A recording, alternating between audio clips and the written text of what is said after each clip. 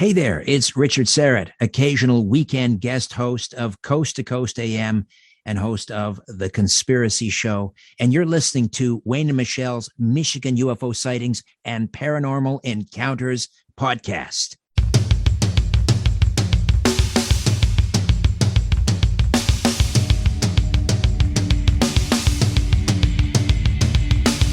Welcome to the Michigan UFO Sightings and Paranormal Encounters podcast. Coming to you from the glacial dumping grounds known as the Michigan Basin. I'm Michelle. And I am Wayne. And we are a Michigan-based husband and wife educator and podcasting duo that after having a UFO sighting in March of 2018, have started to examine UFOs and other paranormal topics within Michigan and beyond. Topics include UFOs, the paranormal, conspiracy theories, ghosts, alternative history and archaeology, cryptids, and all things strange and paranormal. So sit back, grab a drink, and come along with us on this journey down the paranormal rabbit hole.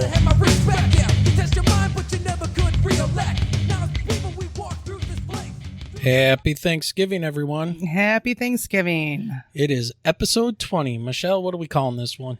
We are calling this episode All Things Weird and Woo, with special guest Dave Scott of Spaced Out Radio. Yes, this is an awesome interview. We go down some crazy rabbit holes and things get a little bit heated. I just want to let everyone know that no celebrities were injured in the recording of this interview. So we want to just take a moment and once again thank our Facebook group and all of the listeners out there that continue to grow the podcast. So please keep sharing the podcast with friends, neighbors, whoever you think might be interested in listening. Doesn't even matter if they're in the state of Michigan or not. Just share us out. We love it. We love getting stories from people all around the world. And we've got a very interesting story from right here in Michigan for you guys tonight. So this is a very cool one. So remember, if you have a story you would like to tell, we would like to talk to you. You can reach out to us at mi.ufo.podcast@gmail.com. Send us a brief summary of your experience and we'll contact you to discuss things further and try to get you or your story on the podcast. Yeah, we're a little late getting this podcast ready to go because if you cannot tell, Michelle's got the sexy sinus infection voice going on. It is not sexy sinus infection. So she's got that raspy 1980s female rock and roll singer voice going on. I got my raspy radio voice going on tonight. All right. So just to let everybody know, we are also now on YouTube. So to find us on YouTube, just type in Michigan UFO Sightings and Paranormal Encounters podcast, and you should see our channel pop up.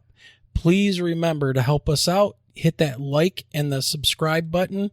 And of course, subscribing is free on YouTube. So that just helps us grow the podcast even more and helps out all the algorithms that do their magical thing. Another thing that we have going on now is we do have a small presence over on Instagram. Yeah, I hang my head low on that one, but he's become a teenage girl.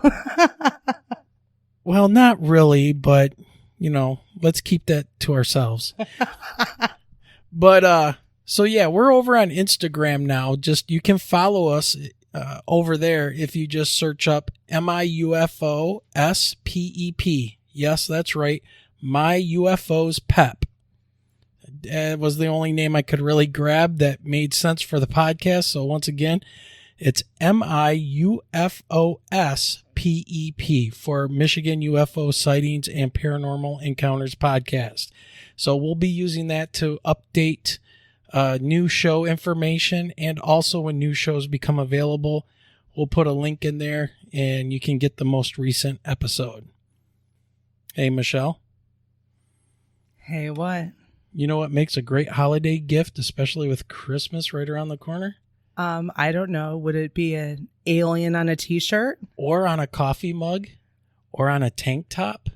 Absolutely. Everybody should get some Michigan UFO podcast merchandise. You can do that over at miufopodcaststore.com. .online. So once again, that's MIUFO Podcast Store, all one word, .online. And of course, you can find all of the links to this stuff that we're talking about, even our news that's coming up here in a moment, all in the show notes. So speaking of that, Michelle, I think it's that time. It's time for What's in the News. Yes. What is in the news?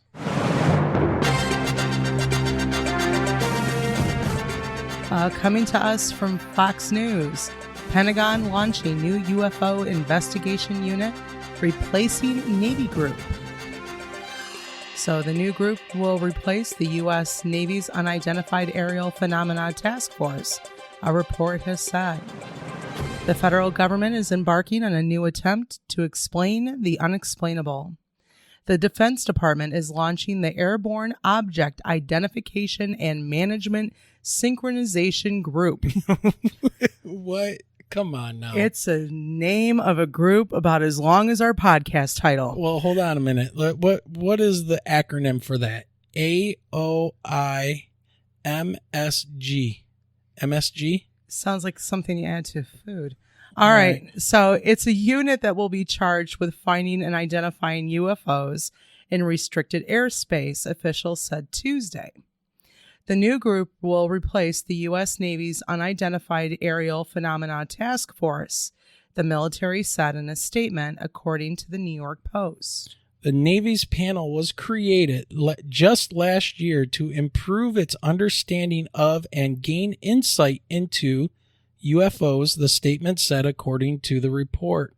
The move comes after the U.S. Intelligence Committee verified a number of unexplained aerial sightings earlier this year and admitted it could not explain the phenomenon, the Post reported. The Defense Department said it takes the subject of airborne objects very seriously, whether the objects are identified or not. So nearly 150 UFO sightings have been investigated by the government since 2004, the Post reported. Most of those sightings were unrelated to secret government programs, the Navy Task Force wrote in a report, according to the Post. The newest UFO-related initiative will attempt to upgrade policies, training, and technology related to the investigation of UFOs, the newspaper reported. So we have a new group, folks, with a very, very long acronym. And they're going to do probably the same exact thing. Tell us what we're not seeing. We don't know what they are. But let us look and let us take years to investigate. Right. Be looking for the report next year. We'll get back with you. Well, anyways, again, it sounds like they're going to be looking into things more recent. And I don't see anything stated about going back and looking over the last 70 years into these previous reports or what Project Blue Book was even looking into and things like that. So I don't know. We'll see. But apparently the Navy got fired. All right, Michelle, let's go ahead and get into some shout outs. All right. First up, we have Christina Gomez and the Shifting the Paradigm podcast. This podcast features a weekly interview and chat show that focuses on a wide variety of mysterious topics related to UFOs and UAP sightings and the possibility of alien visitation in the present and the past. Christina Gomez interviews researchers, witnesses, enthusiasts, and field investigators on their own pursuits of the truth behind the mysteries. Also included is Christina's new show called Mysteries with a History, where Christina will be covering a wide variety of topics, from unexplained disappearances to UFO sightings to encounters with bizarre creatures, and so much more that can come underneath the umbrella of the extraordinary, the strange, the paranormal, and the supernatural. Next, we've got the Lost in the Dark podcast, hosted by Burton and Aaron. This is a pretty cool podcast that bills itself as an attempt to capture incredible conversations between best friends as we explore all of our passions, but especially music in the world of heavy metal. So if you're into paranormal investigations and loud heavy metal music, give them a listen. Strong language, but it's heavy metal and the paranormal. What else would you expect? Next, we have the Band of Bearded Brothers, or BOBB. This is hosted with Micah and Big Willie. We are just two brothers with beards who enjoy good conversation, coffee, and debating the great mysteries of the world.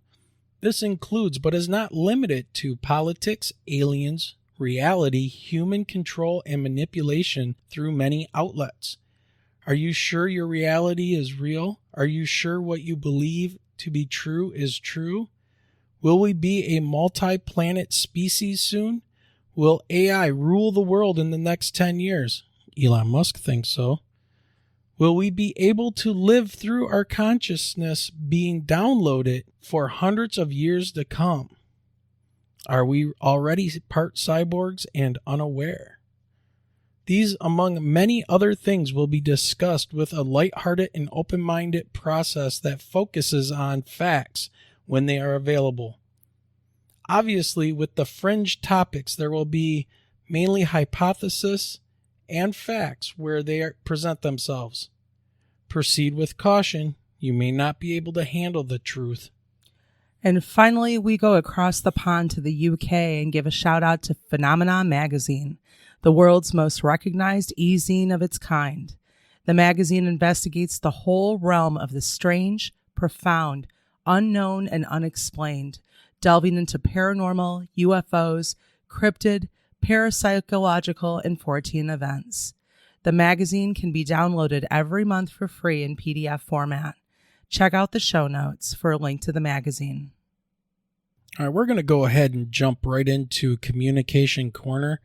But just as a side note to this, things have really been happening here in Michigan, especially in the southeast part of Michigan, where we're getting some incredible sightings, even something that we witnessed ourselves.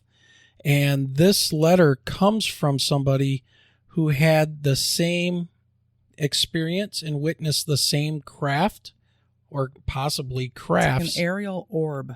Yeah, very cool. So, Michelle, why don't you take it away with Communication Corner? All right. Well, we've got a story here from Onyx. And I'll tell you, he's definitely got some deep thoughts in on this one as far as with his writing. So, Onyx says, I've always been interested in why we search our stars and seas the way that we do. With 80 or 95%, depending on who you ask, of the world's oceans still unexplored and so much controversy around life beyond the stars, I've always admired personal experiences too vivid to forget. Driving has always brought calm to me. I'm not in a sports car. I still enjoy a cruise every chance I get. Day, night, a purposeful errand, or a drive on my lunch break to clear my head all feel the same. On occasions, however, I do notice the light of the moon making me feel very different from the daylight hours. On many occasions, I've pondered on the safety and security we feel under the sun's bright rays and the shaded blue of the earth's sky. It is only under the stars and the moon where we are reminded of how small we are, how limited we are. My sunroof is my favorite part of my car. Comes in handy during the summer, but stargazing takes the cake. Earlier this month, November 2021, I was driving from Ypsilanti to Livonia at night around 8 p.m. I was listening to music, smoking a cigar, and looking up at the beautiful night sky with the occasional fixed stare straight out of my sunroof and into the abyss above. The acrobatic task is something I've done many times and never take lightly. The amount of trust, focus, and skill needed provides only one short moment of free fall observation. This particular moment went exactly as described. Staring out of the windshield and driver window while listening to music, I sang along and prepared myself for a glance like normal and prepared my direction to remain straight with my arm extended. While looking up, I fixed my view to look beyond the barrier or the sunroof rim. Speeding from behind my line of sight shot a white glowing stream, faster than a shooting star, but too straight to be falling from behind me going forward. While darting forward, the white light changed to a magnificent pink, purple, red, magenta color all in one that glowed. The color combination was so perfectly blended and soft, I will never forget the image. The soft pink orb then became black with a white halo around it, and then completely white again, while moving beyond any speed I've ever witnessed from over me forward. Too fast to be anything from this earth revealed to human eyes of the masses. As a frequent stargazer, all I could verify was it was with certainty not a star or an asteroid.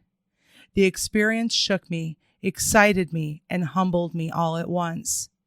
After screaming at the sky and waiting to see if anything else would occur, I thought about making a call to tell someone. Another part of me remained silent and felt honored to have witnessed it enough to sit in it for a moment. The experience of seeing an unidentified flying object is personal because relaying the experience is hard to believe for some and impossible to believe for others. One thing I know without a doubt is that we are spirits trying out a human experience rather than the other way around. Open fields of Kansas and Missouri, Maui, Hawaii, Porcupine Mountain in Michigan's Upper Peninsula, St. Thomas of the West Indies, and many more have all been places I've taken time to observe and hope to see something in the beautiful stars above. What I've come to learn in all my hopeful gazing is that it's the unintentional glances, perfectly timed observations, and remarkable happenstances that are the ones that make up the puzzle piece of being here. I did call someone when I settled myself. I also took the time to write this out and pass it along so I can say, even if nobody cares to believe me, the universe, God to us, is too big to wrap up, and we are one of the blessed species in the universe, but not the most high, without a doubt. All of us under one cosmic drama. No accidents occurred or tickets issued in the event of this experience. This experience happened on November 7th, the same day, that was a Sunday, that we were getting our Facebook all excited and lighting up with calls of a UFO. Some kind of light moving around, and like videos started showing up. A flashing orb. The flashing, right. Downriver, Hamtramck area, I know that there were sightings. And we saw it too. Southgate, Allen Park. And it was when I had went to get something out of the car that over the treetops, the same thing. Yeah, we saw it in the western sky, zipping around. But it was far away, but it was zipping around the sky, doing weird things and changing colors. And then just disappeared. Yeah, very, very bizarre. The next night, not there. Next night again, not there. So. And then let's go ahead and go to last night, November 23rd. Same person sends that you just heard the letter from. Sends a message saying that they see a very large triangle craft. And so we put the call out there. I went out to our driveway, and sure enough, there was at least one orb out there zipping around. But since we're by Detroit Metro Airport, and it was a nice clear night last night, the airplanes were coming out of the airport like crazy. So it was hard to discern what, we were seeing versus the lights and the strobe. I could make out something moving around in the western sky, which would put it over toward Ypsilanti. And when he says he's driving from Ypsilanti toward Livonia, he's on a west to east trajectory, probably on I-94 or maybe 696. Yeah, and not sure what's going on over at Willow Run Airport either. Well, it looked further than that, though. It honestly did. It looked further than that. But well, we wait and see what sort of stories come in. I'm sure that Onyx's experience is not the only one. Oh, for sure. And please let us know. Send us an email. Shoot us a text on Facebook, and any evidence that you happen to catch with these things as we're getting into these winter months. We're getting closer and closer to that lovely month of March. And we'll see if the triangles show up like they seem to do in this state around March sometime. So we'll see. Well, I think it's time for us to get over to the interview with Dave Scott. I agree. Why don't you tell us a little bit about Dave Scott? Well, for those who don't know, Dave Scott is the creator and host of Canada's Spaced Out Radio, running Monday through Friday nights at spacedoutradio.com. A former radio journalist, Dave graduated with a diploma in broadcast communications from one of Canada's top broadcasting schools, BCIT, in 1998.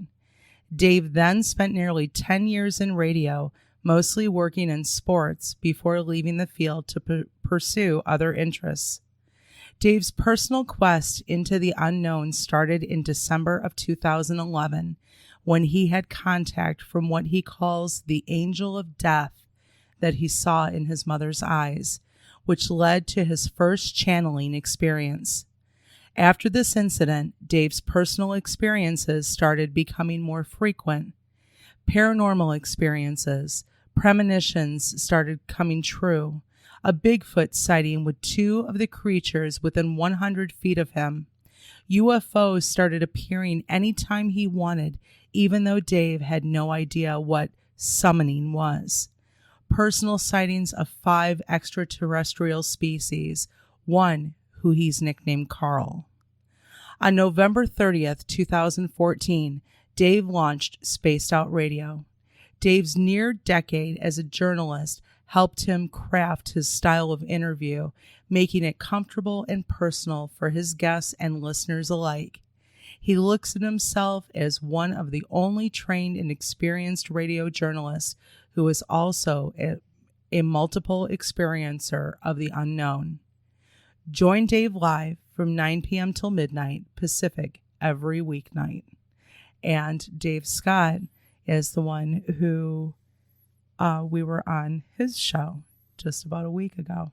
Yes, that was very cool. And if you do want to see that show, you can actually watch that radio show by going to YouTube and just search for us on Weird in Michigan, UFO Sightings, Chasing Monsters and Ghosts.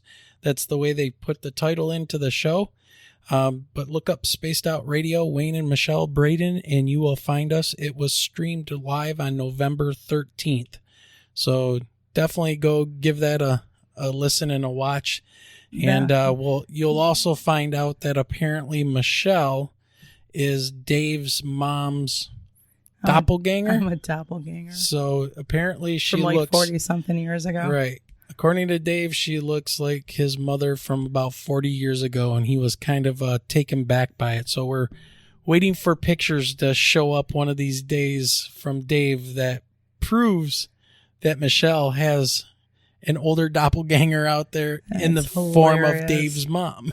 Oh, there you go. We're in conspiracy theories. So right. And we do talk about all kinds of conspiracy theories and well, you know what? Celebrities. Let's not take much longer. We gotta get to this interview with Dave. All right. So here he is, the man himself, the one and only Dave Scott.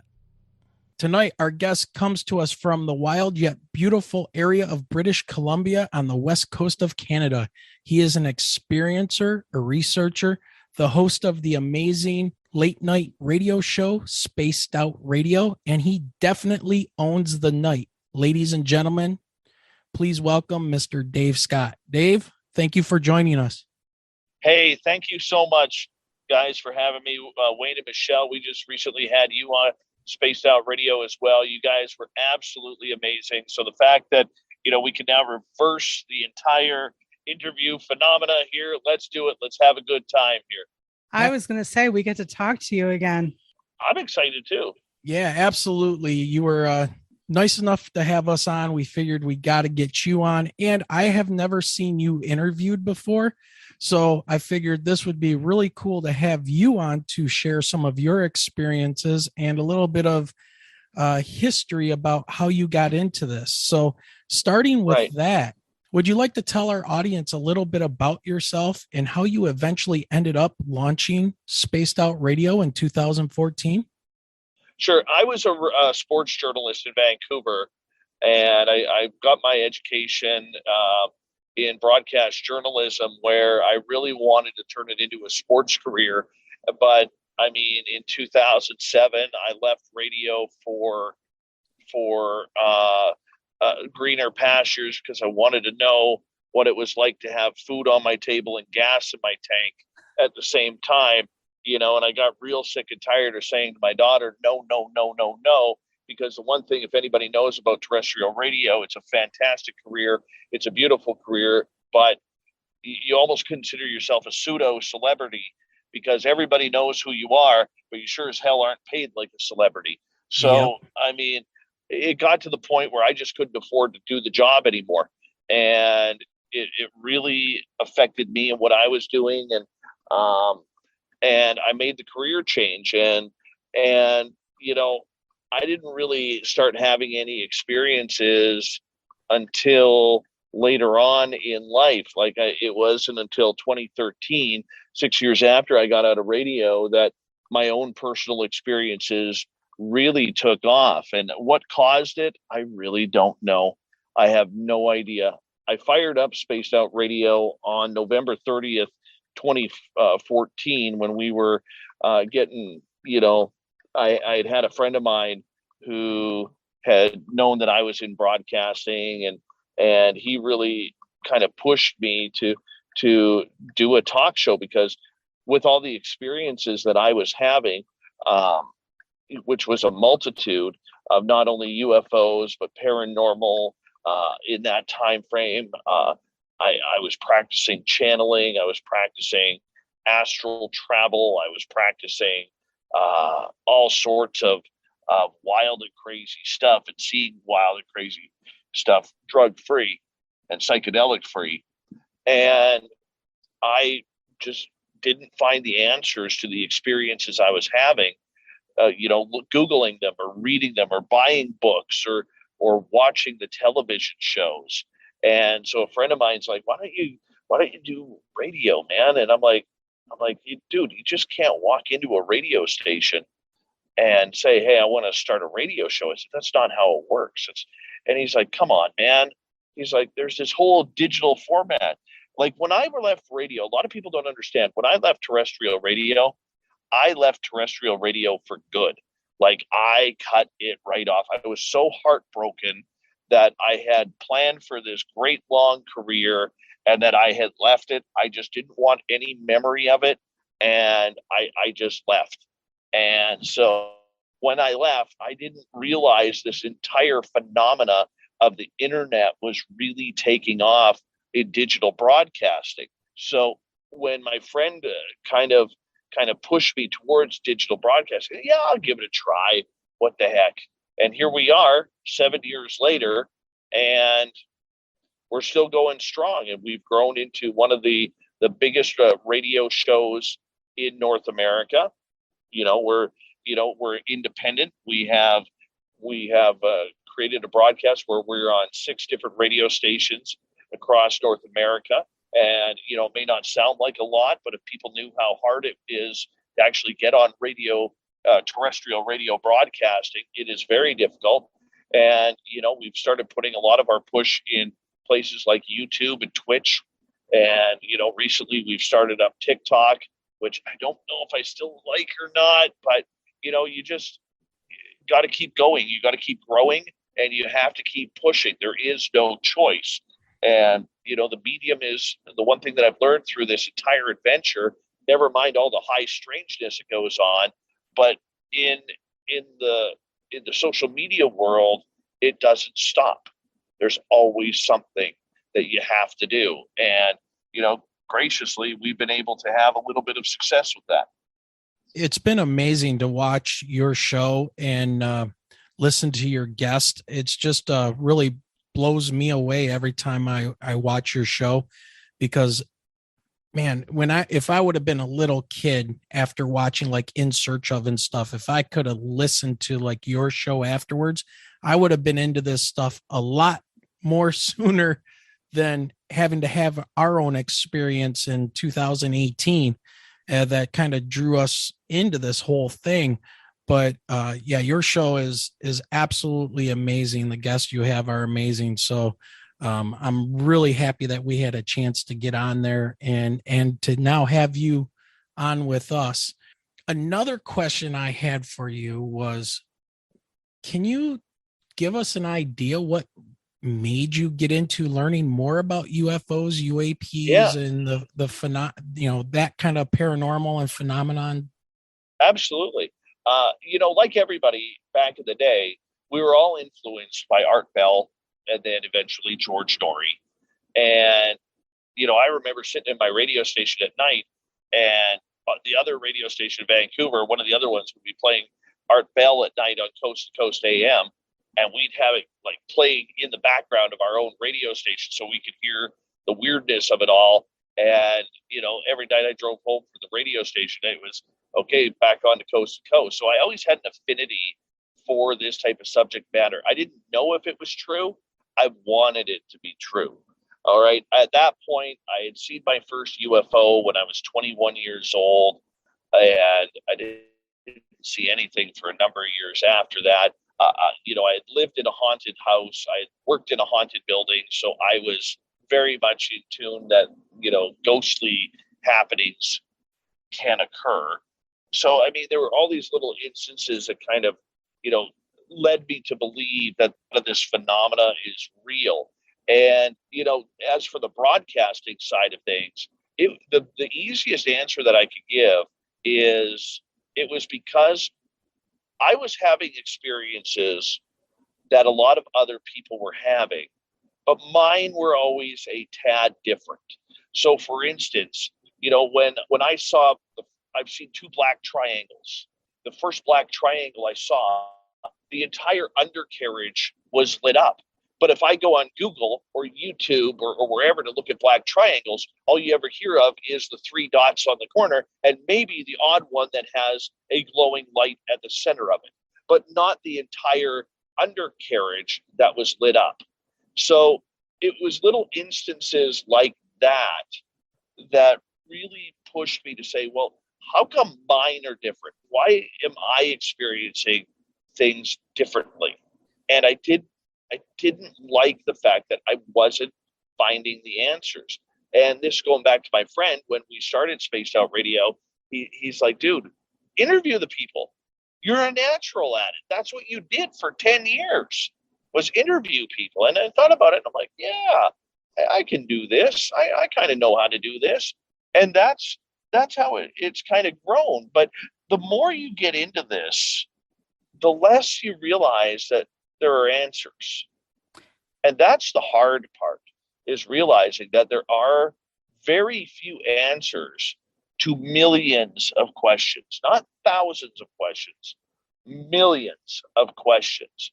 And everybody's experience seems to be just a tad different. It's like you hear these stories where you'll get a group of people, say you got 4 people, and 2 of them will see a UFO, and the other 2 looking in that same area see absolutely nothing. And then the argument starts. Well, how come you can't see it? It's right there. Oh, you guys are playing like fools here. And that's where the argument starts. Well, why did those 2 people see it and the other 2 didn't? It's little questions like that make zero sense to me regarding the phenomena. And it's almost like the phenomena is picking and choosing what they will show people when they're going to be experiencing events that can't be explained. I don't get it. I don't understand it. I'm not even trying to understand it because there are so many different questions out there. Well, and that's like us when we saw our experience. It's like, do they just pick 2 teachers at random? It's like, here you've got a couple people traveling at 2:30 in the morning. Oh, they're educators, so let's go ahead and show ourselves. But I have a question for you, Dave. You said you saw the underside of the one triangle. Can you describe that? Sure. So this was back in oh goodness, I think May of 2013. Stupid things were happening to me that I didn't understand. And to this day, I still don't understand. So I had contacted my buddy up. I said, hey, what are you and your wife doing tonight? And he's like, not much. I said, why don't you guys come over to our house? It's supposed to be a nice, warm spring evening. Come over to our house and we'll have a couple of beers. I'll set up the fireplace because I have a portable fireplace that we would light up on my patio. And I said, we'll watch some UFOs fly by. What? He's like, UFOs? Are you serious? I said, yeah, I got a feeling we're just going to see some UFOs tonight. And he's like, all right, let me get back to you. Talks to the wife. He calls me back an hour later. Yeah, we're gonna make our way over. He goes, are you serious about the UFOs? I said, I don't know. I just feel it. I mean, this is the way I was kind of taking things right at that time. And so they arrive at our house. I set up the fire, got the beer going, got the music going on my patio, and we're just kind of hanging out. It was about 9:30 or 9 o'clock when it started to get dark. And then about 9:30, I kind of looked up into the sky and I said, whoa, what the hell is that? And I pointed to the southeast, and we watched, three of us, my friend, his wife, and myself, watched this gold cigar-shaped object with silver orbs on each end of it, kind of looking like a dumbbell, go streaking across the sky from northwest to from southeast to northwest. And we were like, whoa, that is cool. My friend's wife, she grew up Catholic. She is freaking out, realizing that there is all sorts of danger with all this and the demons and so on and so forth. And I'm like, okay, like this is cool. What the hell is that? My friends are like, what the hell was that? I said, hey, I told you we were going to see a UFO tonight. And they're like, wow, like this is incredible. Like what is going on here? So the weird part about it was I said to them, I don't think we're done. I think we're going to see more. And we're like, really? Yeah. And they're like, really? And I'm like, yeah, man. So we're like, okay, fine. So like half an hour later, you know, when you take a sip of your beer bottle, you kind of tilt your head back when you take a sip. Okay. I do that. I take a sip of my beer and I tilt my head back and my eyes capture something above us, above the house. And I put my beer down, I swallow it, and I look up and I said, what the F is that? Oh my God, what the F is that? And my friend's like, what? And I pointed up and look up and we started freaking out because sitting above us, a couple thousand feet above us, there is this giant black triangle and the entire undercarriage is lit up by orange rods connected by silver orbs. The same orange rod and the silver orb that we had seen an hour earlier. And now here it is above my house. Three of us are looking at it and we are freaking the heck out. And my friend's wife, who's Catholic, she got so scared, she actually dropped to her knees and started covering her head because she didn't want them, whatever it was, to see her.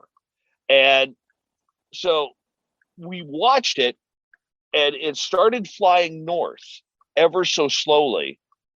And the funny part about it was there was no sound. And it was like a door all of a sudden opened in the sky because the front of it started to disappear. And then a little bit more started to disappear. And then eventually the entire craft disappeared, like it flew through a doorway and then the door closed. It was unbelievable to have that happen. Wow. Hey, speaking of doorways, you were talking about listening to Art Bell and George Norrie back in the day. Do you think listening to them and saying that you wanted to believe, do you think that you might have opened a doorway to open yourself to these things? No. My entire incident started on December 13th, 2011 when I saw the angel of death in my mother's eyes. And before I get to that story, I want to preface this to your audience and anybody who is listening, even yourselves. I don't care if you don't believe me. All right.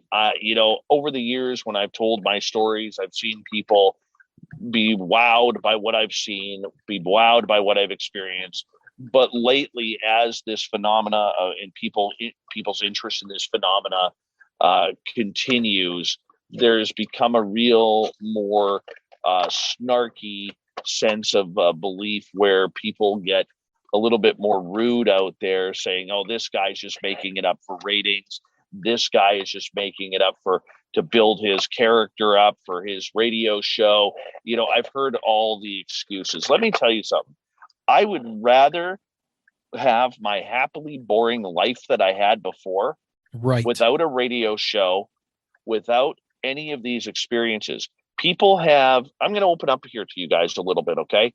Yep. People have zero clue what it's like to live a day in my life. All right. The radio show here doesn't really pay.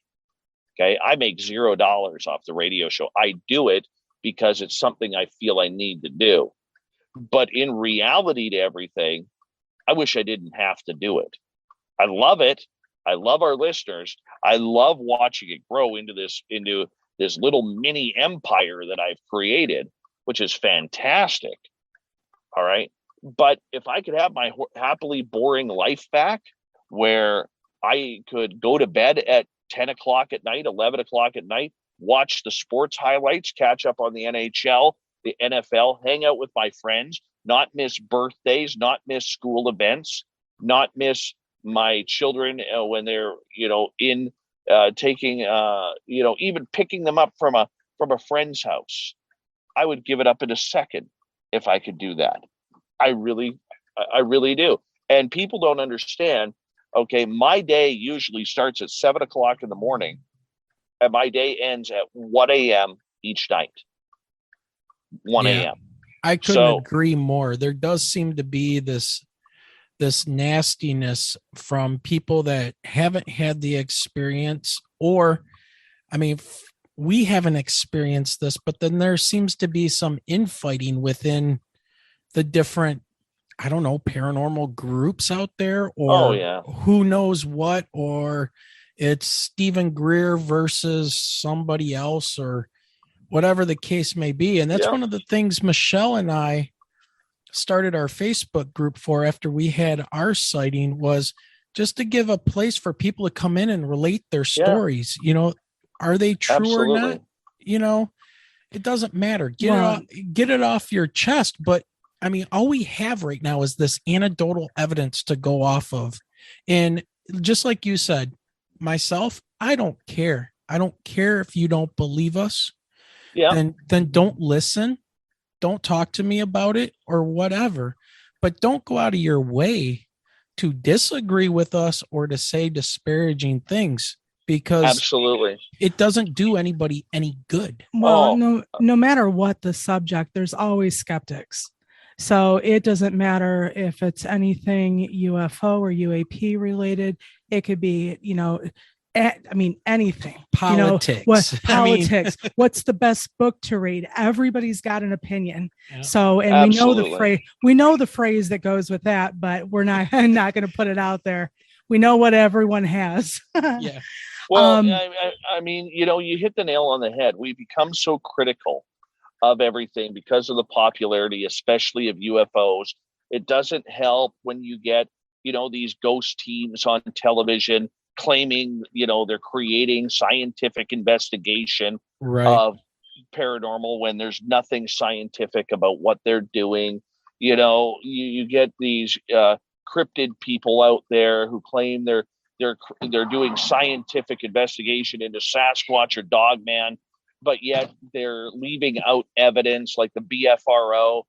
Here's an interesting fact for you if you don't know it already. The BFRO out there has been caught editing, and I know one of their prime investigators has been caught editing their reports because They don't want any type of report other paranormal supernatural phenomena.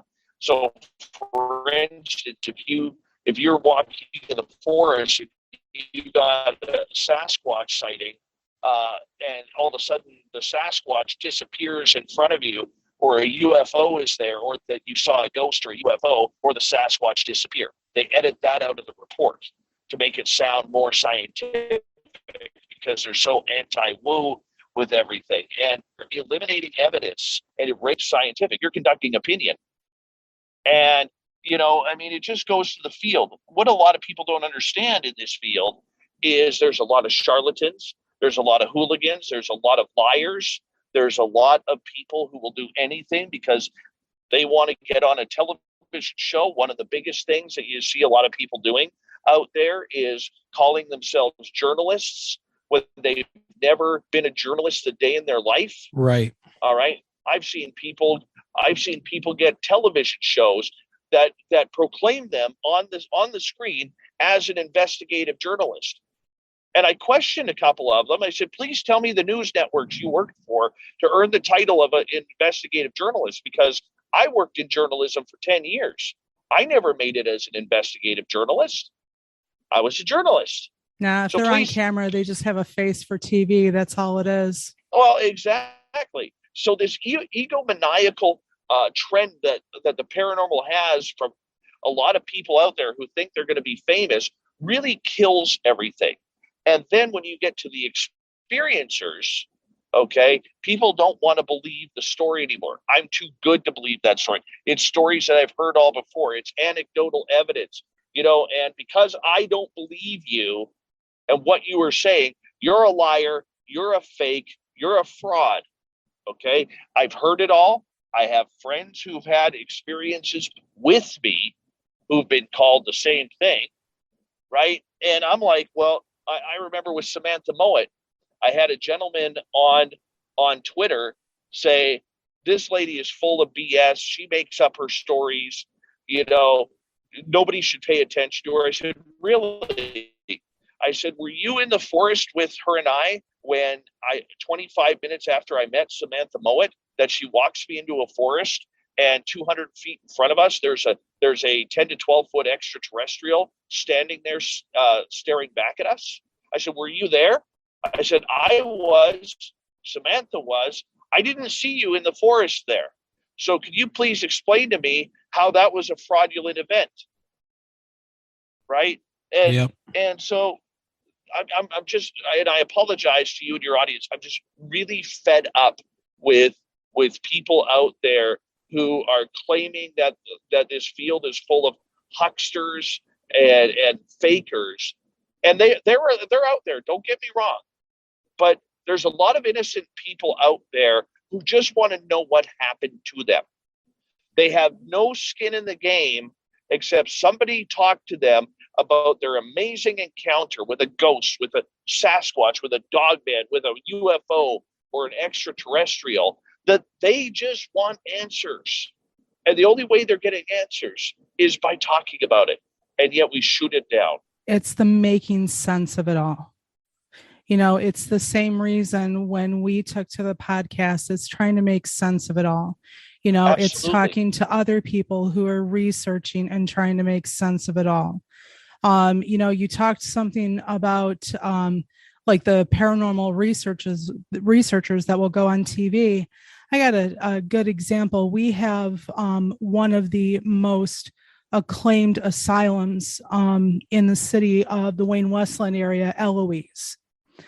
And Eloise is known throughout the U.S., maybe even into British Columbia. But not only was it a mental institution, it was the housing for those who suffered with tuberculosis.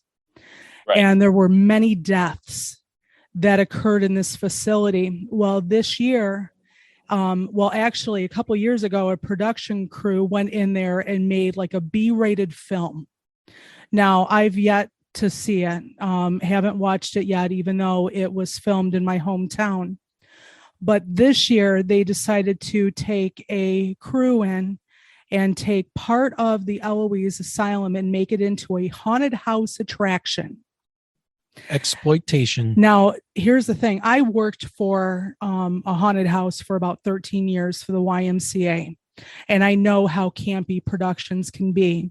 But I also know that no one died on the grounds where I worked at a haunted house. And I don't know how people could go in and possibly not have something attached to them when they leave out of there. And I know that for the Halloween season, they had the haunted house attraction, which was quite expensive if you chose to do the different attractions. But now they do tours for money. And I believe that the money is going to the homeless shelter that is on the grounds, and then also to keep the upkeep. But what are your thoughts on something, taking something like that is very heavily paranormal? Because I know that we talked about the Northville tunnels Yes. at one point during the last show. Now, Eloise had their tunnels, and they finally sealed them off because, 30 something years ago, I'm not going to date myself, when I was in high school, but we used to have access to those tunnels. And after seeing and hearing very just creepy and disturbing images and sounds, after a couple times, we realized as high schoolers, we're getting too close to the flame. And now they've taken a production crew in there to make movies and to take people on, like little group excursions into a haunted house. I don't have an issue with paranormal tourism. To be honest with you, my buddy Mark, who's sitting right beside me, and I'll bring up a story with him later on. Mark, his wife Tara, and myself used to run a ghost tour at our local museum where we live. Now, I think it needs to be done properly, though. Like when we decided to do the ghost tour before Mark and Tara joined us, there was a few things that we made sure of. Number one, that we were talking about the history in a positive way through the spirits that were at the museum. Yes. And we, number two, we never took $1 for ourselves. So for instance, we donated 90% of the cash to the museum to help raise money, because the museum is nonprofit, and it's one of the only museums in British Columbia that does not receive any type of government funding. So we would donate 90% of the money. We would hold 10% of the money. So that way we had money to buy future equipment for the tour. Okay. So, or what we would do is we would have, say, somebody involved in the paranormal field, like my buddy Merle, come up from Vancouver to take people on the tours as a professional ghost hunter. And I use the term professional loosely. All right. But we would, to pay for his gas and his food in order to come on up. So that way that came out of the tour budget, but we never kept a dime for ourselves regarding the tour. The museum, for 3 years, we did two tours a month, and we raised in 3 years about $14,000 for the museum. And that paid for a lot of upkeep that they normally didn't have. And we actually won that museum its first ever tourism award that it had never won before from the local tourism association. Now, the one thing that we were able to do, and the one thing that we had rules with Mark and Tara and myself, was it wasn't about exploiting the ghosts. It was about seeing if the ghosts wanted to come hang out with us. Yeah. And sometimes they didn't. Right? And it would be funny because, there would be nights where Tara would have zero action in any building. And I would be like, well, I got a few hits here, a few hits there.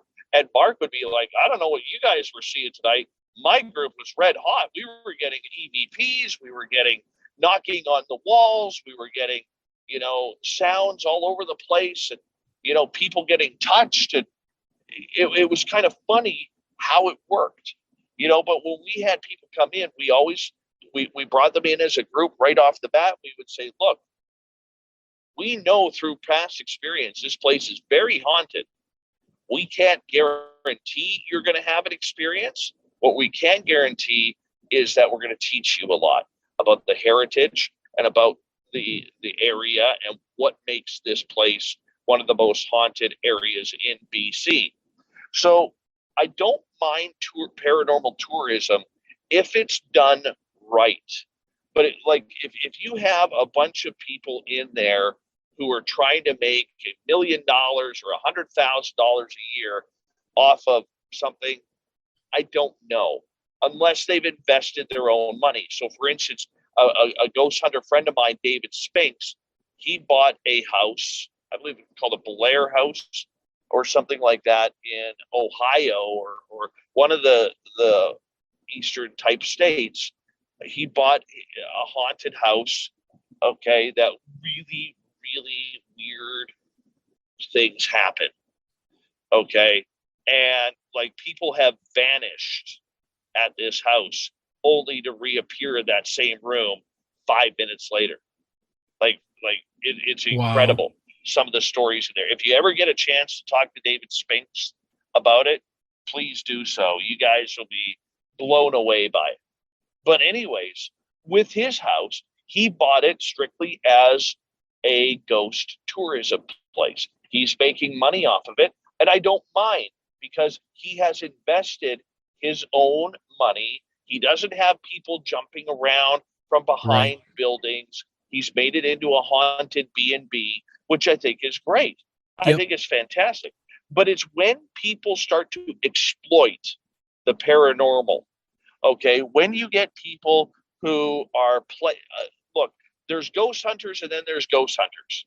Right. Okay. You have the people who are there because they want to do something to promote the field in a positive way and teach people and let people understand through their own experiences.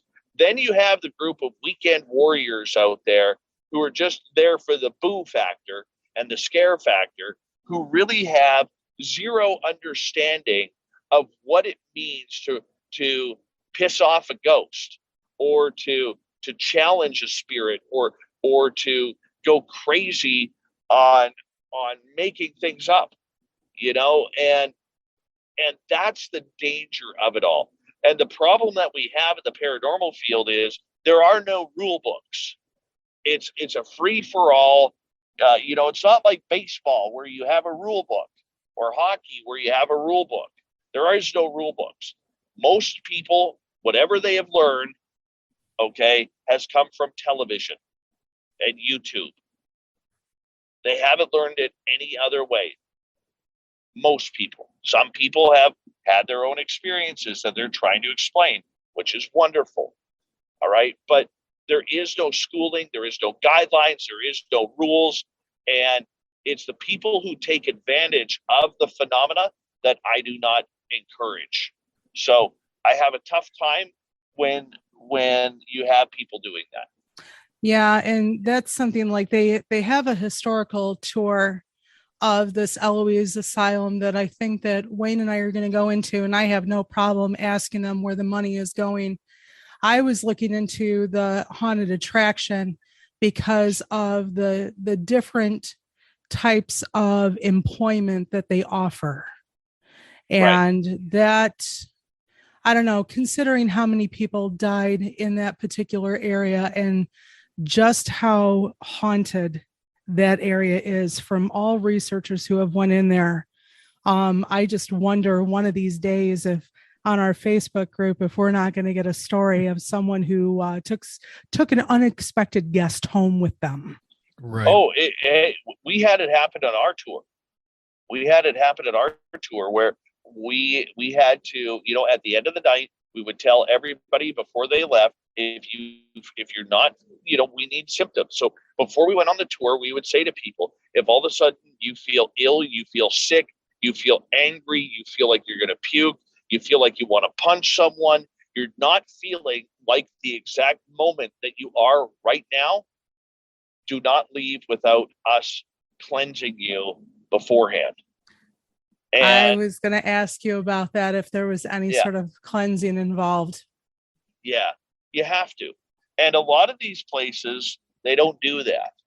They don't care. They're there for the thrill factor, and we came at it from a real, I'm going to use the word spiritualist type of look at everything, because I'm an experiencer. Mark and his wife were experiencers, uh, and they were, we wanted to make sure that when people went home, they went home safe. So we would make sure that everybody would go home in a proper fashion. Now, there were people out there who just, no, I'm fine, didn't feel anything. I feel great. I feel like the same that I did before. I said, okay, well, if you get any troubles, we will come help you out.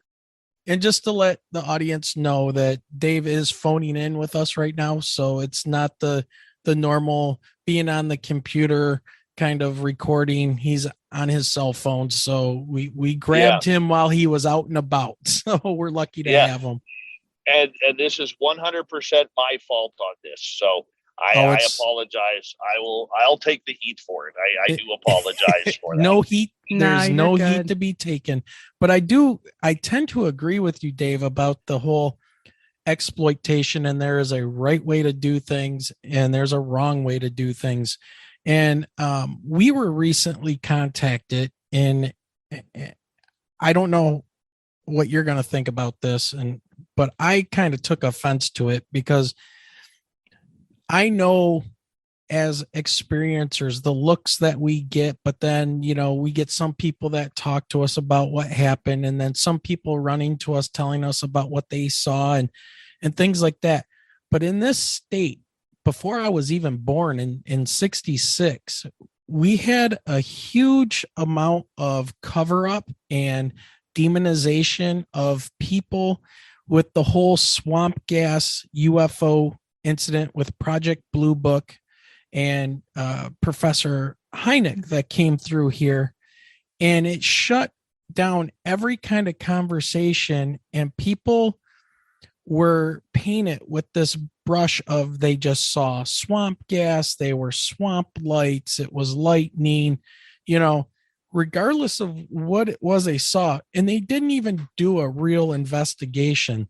So, when the I guess the kibosh was put on that kind of conversation on a huge scale in our state of Michigan, it kind of has trickled down into our culture of, don't talk about those things, or those people are crazy. And it kind of, it really bothered me. And that's why we wanted to do the whole Facebook thing. But as for exploitation, we were contacted by somebody who said they were a casting agent looking for people who were experiencers or supposedly abducted by aliens to go on a new television reality dating show. Yeah, singles ready to mingle. I know the one you're talking about, because I got contacted too. I don't like that whole thing. To me, that is like, that is the low of the low. I mean, why would you want to put these people out there? And I honestly don't know if there would be many that would want to, jump on that bandwagon. But then what they'll do is they'll hire a bunch of actors and give them a crazy way to act. And again, they're going to start portraying these people as one thing when it's just normal people that have had an experience. And again, it'll go throughout all of TV and all of the internet, portraying experiencers and people, abductees and things like that. And here we go again. I honestly don't see any networks picking up that show, though. Well, I could say this. There's a difference between experiencers and people who've seen something. I don't consider people who have seen dots in the sky as full-on experiencers of the phenomena. Mm-hmm. I see people who have had Bigfoot encounters, close encounters, or have been subjected to aliens in their bedroom, or missing time, or the phenomena sticking around them, and it happening in multiple times. I consider that more of experiencers. Not that I'm putting down the people who have seen lights in the sky. Okay, that has nothing to do with it. But one thing with Hollywood is they throw everything together. Okay, like it's just one big, pizza that they're just putting toppings on. And I don't like that. Yeah. I don't like the fact that there are going to be people on that show that are going to be absolutely traumatized for the rest of their lives regarding the topic. All right, because they are going to be public for the rest of their lives. It never goes away. Right. And does it do us any relevance in the field? Does it move the field closer together? No. It makes the field look more like Jerry Springer than J. Allen Hynek, right? I was going to say, you were just in my head because I was thinking Jerry Springer. Yeah, I mean, that's exactly what it's going to do. I mean, look, the experiences aren't fun, all right? I know that from personal experience. It's not fun when you get taken from your bedroom and when you get brought back, you're dropped 3 feet in the air back onto your bed. That happened to me. Okay, it's not fun when you look around like some people and they look on the spaceship or wherever they are and they look beside them and their child is right beside them. That's not fun. Okay, you're dealing with phenomena that we know nothing about, and now to exploit it for television profit, not a fan at all. Takes us back to the exploitation of the paranormal, places that, we have between the US and Canada. I can see, okay, for entertainment purposes, you're going to create UFO hunters or whatever the show may be. Okay, fine. But now you bring people into it and you put them in front of the TV screen for a dating show. And they're supposed to have this one thing in common. And I just, to me, that's really bothersome. I mean, you can choose to watch a UFO show and not believe what they're talking about, or a ghost show, and look and see if you can find where they're hiding the strings to make things move and things like that. Okay. That's one thing. And yeah, you're a charlatan and whatever. Fine. But leave people alone. Yeah, they're that probably are not dealing looking with for this. love. They're probably still looking for answers to things. Right. But look it's the same as The Price is Right. Okay, you can go be a spectator at The Price is Right, but if you want to be a contestant, they're looking for wingnut contestants that are going to go absolutely bat crap crazy on camera. That's what they want.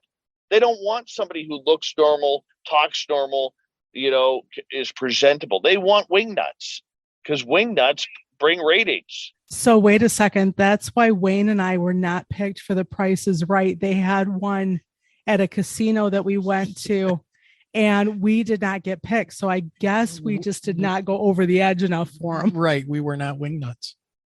Yeah. I mean, we were the lame ducks in the audience. But I mean, it's the same thing. How does smut television like Jerry Springer or Steve Wilkos or Dr. God. Phil or Maury Povich stay on the air? Because there is a large percentage of crowd who tune into those horse hockey puck. I'm trying not to swear here. Right. Television shows. They keep their ratings going. It's disgusting. It's vile. It does nothing to help the phenomena. There's a lot that's going on that doesn't make sense. So when you see these morons out there who want their 15 minutes of fame, because here's the thing, you always got to remember, there's always someone out there who wants that 10 to 15 minutes of fame. That This is their attention. one. Yeah. This is their one and only shot to be the center of attention, where people will say, "Wow, this happened to you? Wow, I can't believe this happened. Wow, It's funny you're that you on mentioned television." it's funny that you mentioned Dr. Phil. That's one of my best comebacks when I tell somebody that they're a bad Dr. Phil episode. So want to take us back to a little bit, because you said, as far as things that you experienced, I know that you briefly mentioned it, and it's the angel of death. Sure. I want to get on that subject because I think that there is a very close connection that you and I have on that subject when it comes to our mothers. So I'm going to let you go, and then we'll have a little discussion about when this. I read this in your bio, all I can really say is that it just seemed very disturbing. And so Mine is followed with a deep sadness. Yeah. So I want to hear what you experienced. Sure. So on December 13th, 2011, we were having at my house a early Christmas for my daughter, who was going on a Caribbean cruise with my ex-wife's parents over the Christmas and New Year's of that year. So I had figured we were going to go and give her an early Christmas, her presents. We'll do a turkey dinner. We'll do up, just everything that we would do on Christmas Day. So that way my daughter got to spend, the holidays with my side of the family, and she could feel good going on to her cruise. All right. So I had about 20, 25 people in my house at that time. And there was a Vancouver Canucks game on the television. They were playing the Columbus Blue Jackets. And so all the guys were kind of sitting in that room, watching the hockey game. My daughter had opened her presents, and then my parents at about 7:45 announced that they were going to go home, which is rare because there's a hockey game on.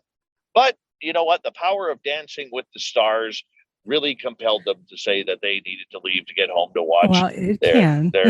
Yeah, So I was in my living room and my dining room, which were connected, and I was collecting plates and glasses, and I was really pissed off that my mom and dad were leaving. Now, let me preface this. My mother is a 2-time cancer survivor, and she is one of the strongest people I know. But the radiation and the chemotherapy over the years really did in her immune system. And over the years, we as her children, my 2 sisters and I, we would talk about this, about how it seemed like my mother was being getting addicted to the sympathy that people were showing her for being sick. You know what I'm saying? Yeah, I do. And it was frustrating for us because, sometimes as children, we're all still children. We're a child to someone. Yeah. And as children, every now and again, we still need that conversation with your mother or with your father. And we couldn't have that with my mom because she would continually turn it about herself. And it frustrated us. And I remember talking to my sisters about, that they weren't even calling my mom anymore because they would ask my mom for advice. And my mom would be all about, oh, well, no one cares about me and nobody cares about what I'm going through. And it's like, Mom, I just need advice on how to bake a friggin' cake, and it got to the point where we all started kind of pulling away from my mom because, and I hate to say this because it sounds like we're just asshole type children. But it was frustrating and we didn't know what to do. And this is beyond the paranormal side of everything. And that night I was mad because my parents were, let me preface this first because I wanted to say this. Like we would call up my mom. Like I remember calling up my mom, and my mom would answer the phone. She'd be like, "Hello," sounding perfectly normal. And you'd be like, "Hey, Mom, how you doing?" And she'd be like, "Oh, the pain." Like her voice would change. "Oh, Yep. the pain." Yeah, my dad does that. And I'd be like, "Well, I guess I'm not going to ask my mom some advice on what I need to do with my daughter at this point, or my ex-wife or whatever. And it, like, for me, it was really, really lonely because my dad, I couldn't talk to my dad about anything, because if it wasn't about hockey, the Coke versus Pepsi debate, or politics, my dad didn't talk about it because he hated real talk. He only liked small talk. And my mom couldn't talk to my mom about what I was going through in my divorce and everything like that. So it was like, because it was always about the pain, the pain, the pain, right? So it got frustrating. And so, we stopped calling. As rude as that is, on December 13th, 2011 at 7:45, my parents announced they're leaving. And I'm just like, this is typical my parents, always, making it about them. They won't sacrifice any time. So I guess my daughter isn't as important as Dancing with the Stars. And I'm grinding my teeth at this, and I figured, you know what? It's my daughter's night. I'm going to rip my dad a new one tomorrow when I talk to him, because this is really uncool. And so I figure, okay, my mom's in the kitchen. She's saying goodbye to family. And I put the glasses down on the table and I go to step through the doorway where my mom is to give her a hug and a kiss goodbye and tell her I love her. And that's when I realize that everything around my mom is standing still. There's no sound on the television of the hockey game. There's no kids making noise. There's no noise coming from the kitchen where people were cleaning up. Okay, nothing. And I have my arms open to give my mom a hug, and I look into her beautiful blue eyes, and all I see is blackness. Her eyes are black now, and her pupils are now white.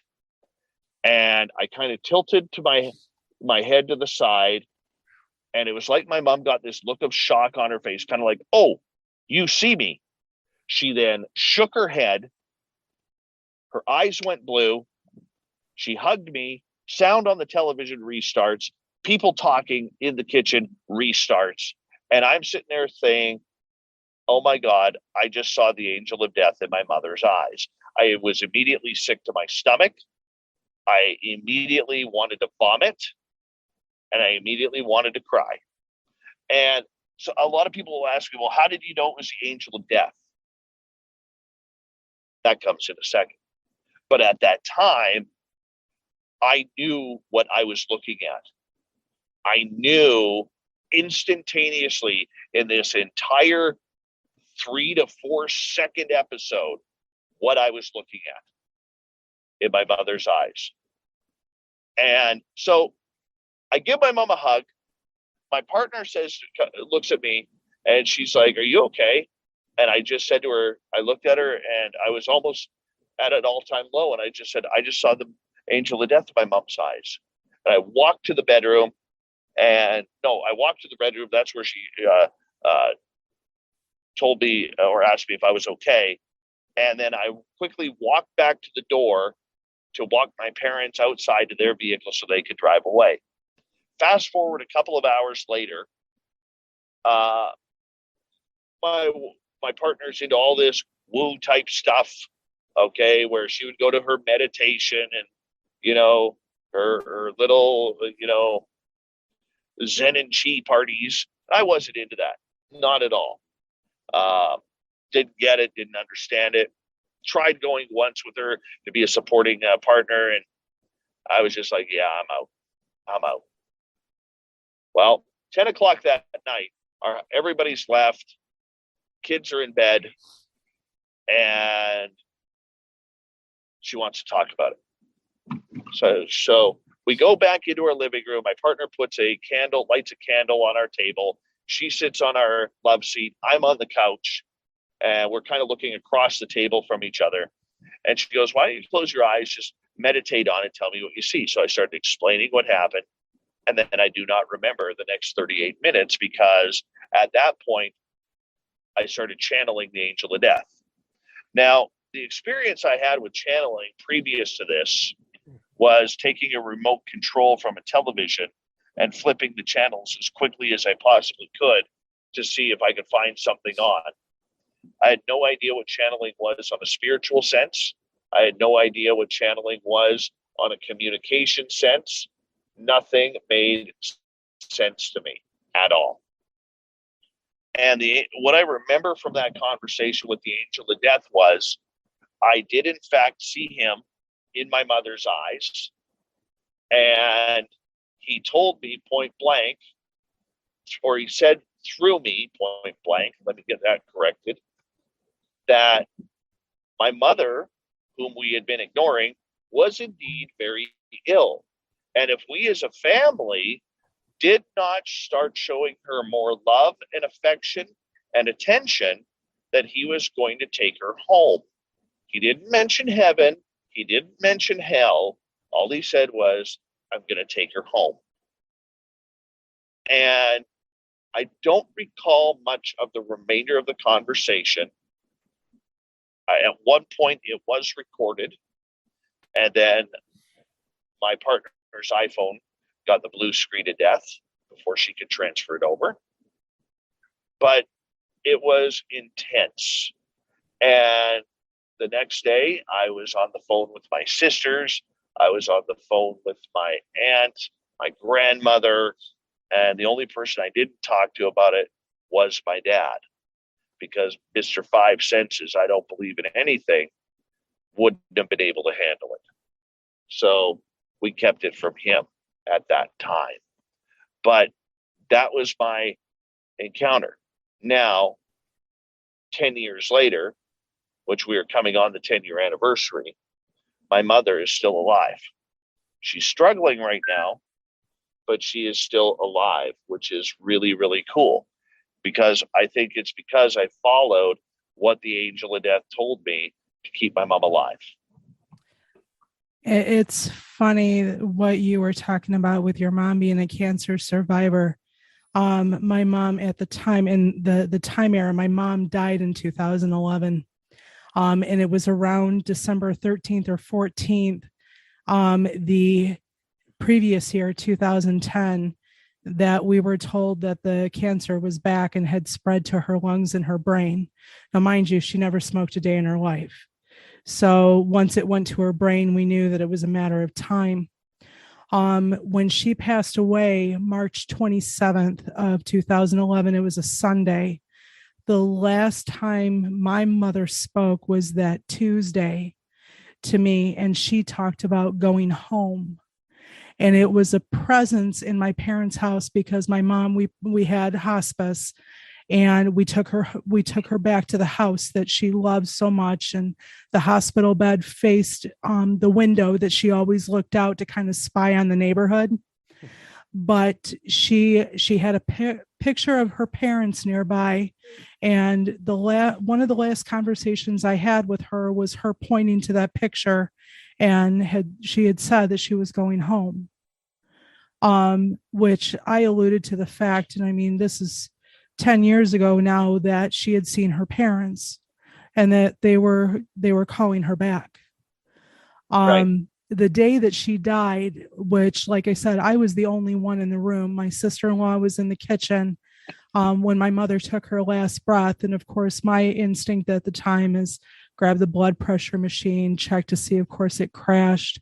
There was no sign, but it was that heaviness in the room. Couldn't see an image, but it was the feeling.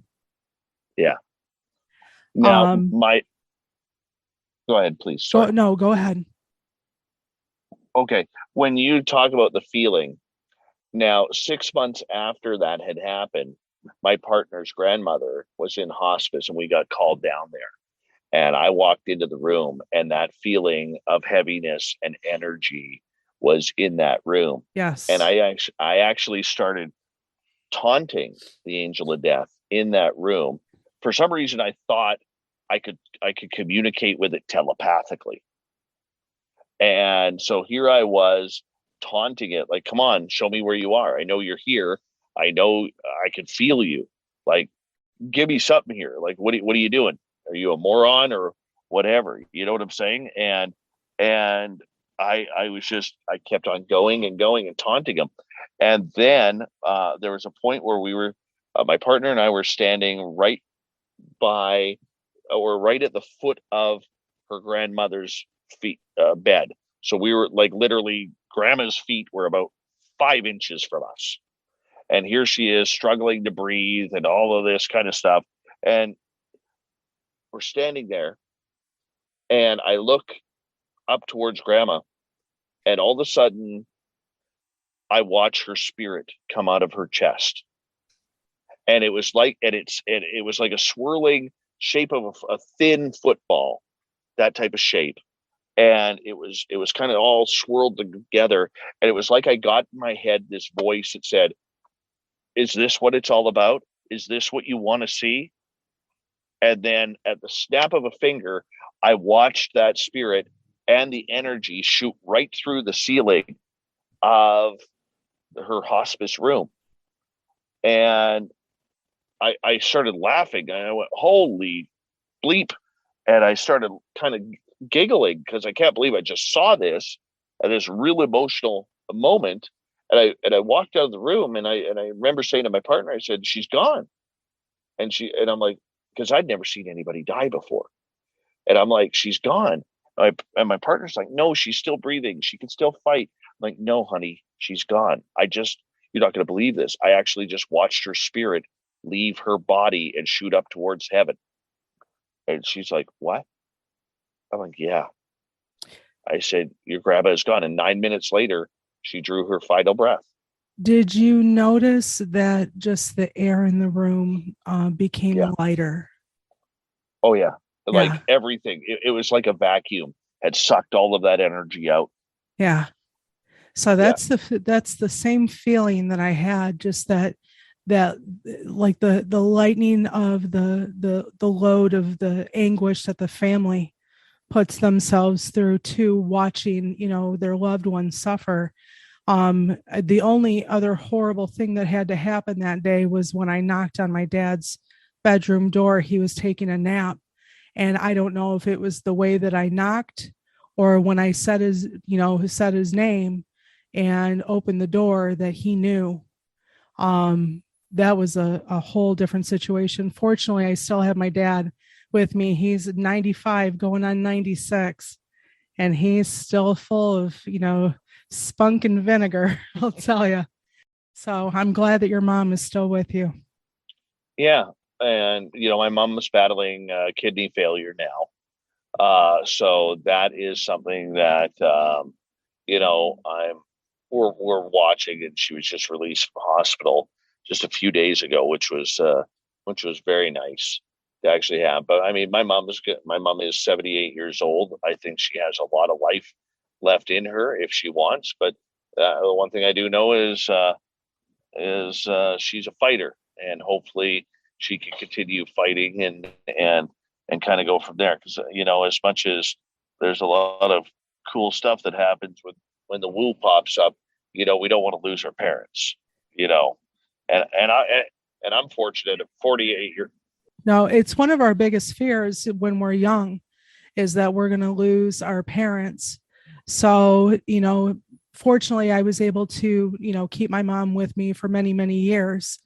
But yeah, like I said, I'm just happy that, now that your mom's out of the hospital, now we got to get her on alive so her and I can see each other face to face. Oh, goodness. I've got my doppelganger. I got to know what I'm going to look like in the future, Dave. Put it this way. I will, next time I am at my parents', I will grab some pictures from my mother about 20, 25 years ago, or 30 years ago, and I will send you those pictures. And you're going to be like, wow, that's the same cheekbones. Wow, that's the same eyes. And that's why I love you. I was going to say, you're going to have to show your mom some pictures of Wayne and I, because she'll be like, I remember looking like that. Well, and if people are wondering what we're talking about, when we were on Spaced Out Radio just not too long ago, Dave was kind of amazed that Michelle was basically a doppelmom. Or a doppelmommer, right? We're mommy gangers. Right, mommy gangers, whatever you want to call it. But that Michelle looks very much like his mom 40 years ago. I get So, that a lot though. yeah. You know, even around where, you know, where I work, it's like, oh, you look like so and so.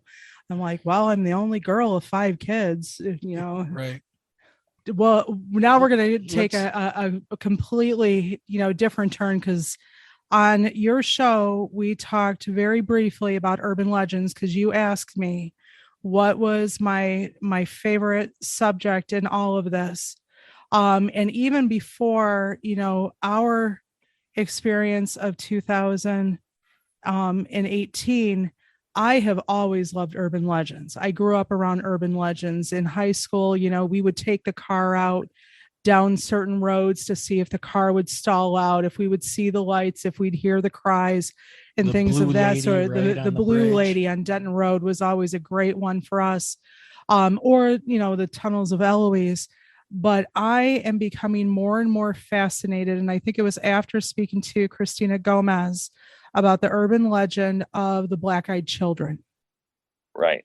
And I, you know, I've heard stories, and I'm not going to lie, we actually reached out to Sarah Clancy, who is a fictional writer, because I was like, hey, I'd really love to talk to her. She did a whole series about the subject of the black-eyed children in, like, you know, like a fictional book series for young adult, or, you know, whatever her audience is. I had heard of her as a writer before with the Bell Witch, I believe. Yep. Right. But what has your experience been? Have you looked into the black-eyed children? And for someone who is very curious about that particular urban legend, what could you recommend that someone like me, who is just completely fascinated by this set of stories, what do you already know, and what could you recommend as far as looking further into it? And I just want to throw in one extra thing on that. Are they somehow tied to the Men in Black? I've heard a little bit about that as well. So, Dave, we're going to throw this back at you about the urban legends. Well, you know what? I will say this. I don't want to meet up with any black-eyed kids. I would love to meet up with Men in Black. I think that would be fantastic. You know, I think they're two entirely different phenomena. Okay. I do not believe that black-eyed children are alien of any way. I think they are more paranormal. That they are very much a this weird species of ghostly children or demonic children that look, if the devil was playing a trick on us, you know, the one thing that 99% of the people on this planet can empathize with is helping a child. Exactly. And when you have a child coming at you with pale skin and jet black eyes saying, can we come in? Can we come in to use your phone? Can we come in? Can you give us a ride to the mall or the park or the movie theater? Can we use? Do you have any money we can borrow, or whatever it may be? I don't want to run into them. It scares the daylights out of me. David Weatherly, who is an incredible researcher and one of the best out there, in my opinion, he has written a book about the black-eyed children, same as Nick Redfern. And they go in depth with the phenomena, trying to trace it back to some of the original stories that are out there. I mean, for people who don't know, the black-eyed children, you're not supposed to let them in, because otherwise they can either A, take you, B, kill you, C, harm you in some sort of way that you're not going to remember. The only story I've ever heard of somebody writing or allowing the black-eyed children into their home, they ended up passed out on the floor, and they woke up a couple of hours later trying to figure out what had happened and where those kids went. But apparently, you know, there's so many urban legends out there like that I think it's more paranormal. Now, that being said, when you look at something like the Men in Black, I believe that the Men in Black are a phenomenon out there. You know, I think there's two different sets of Men in Black. You have the government officials, like I don't care what anybody says. I believe Luis Elizondo is a former Man in Black. I really do. And I've questioned him on that. He laughed at it. I don't care. I had to get the question out. I believe that there's also an alien type species of Man in Black that kind of is on patrol for people who have different sightings or whatever it may be as well. So, the phenomena in regards to what the Men in Black want, there's so many stories of the Men in Black showing up in black vehicles to areas that have had unidentified aerial phenomena all of a sudden taking place in their area. This is something that isn't new. It's been happening literally since Roswell. So the fact that we see this going on and happening, I think they're completely two different phenomena that need to be addressed in different ways. Yeah, it's like, is it, which one is it, the phenomena or the cleanup crew? Well, and that's a good point. I think you're leaning more towards the cleanup crew because they're the ones putting out the threats. They're the ones. Now, do I think there are still Men in Black running around? No, I don't.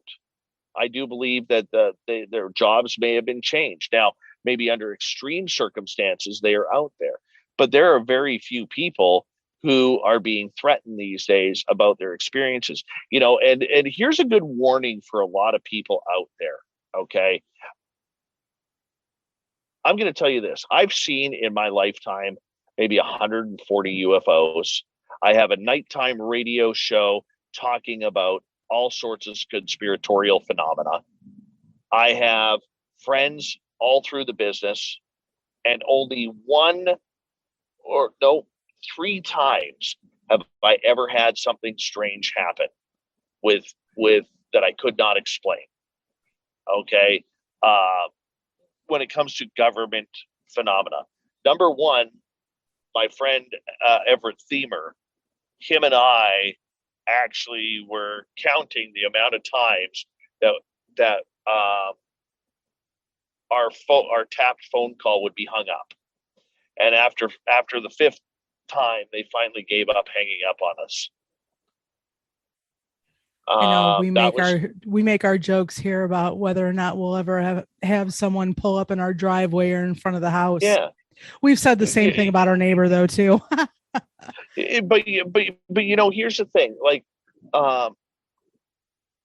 they're not, when I hear people talk about black helicopters, guess what? The United States military uses a very dark shade of green on their helicopters, where if it gets to dusk or distant, every helicopter looks black. Right. Yep. All right. I don't buy the black helicopter phenomena. I don't buy the phenomena of that they are following me. I have never had black vehicles parked outside. Now, I'm not saying I'm that it hasn't happened to me, so it doesn't happen. Okay, I'm not saying that at all, but I have a tough time. When you get somebody who, and I've interviewed them, you've probably interviewed them or talked to them in your Facebook group, where you get people who will be like, yeah, the other night I saw a triangle in the sky, and I saw it, for about 25 seconds. The next morning I wake up and there's black vehicles in front of my house. I mean, that I can't understand that. Right. Because this phenomena is literally happening to thousands of people daily, where people out of the blue are seeing black triangles, and they don't have all of a sudden black vans or black SUVs or blacked out cars sitting in front of their driveway. Now, I know people who have been approached by the Men in Black. It's because the Men in Black normally come out when you're investigating phenomena. That's when right. You won't let something go, when you won't shut up about it publicly. That's when we see the majority of the Men in Black phenomena happen. It's not when somebody is out there, cruising around on a Saturday night,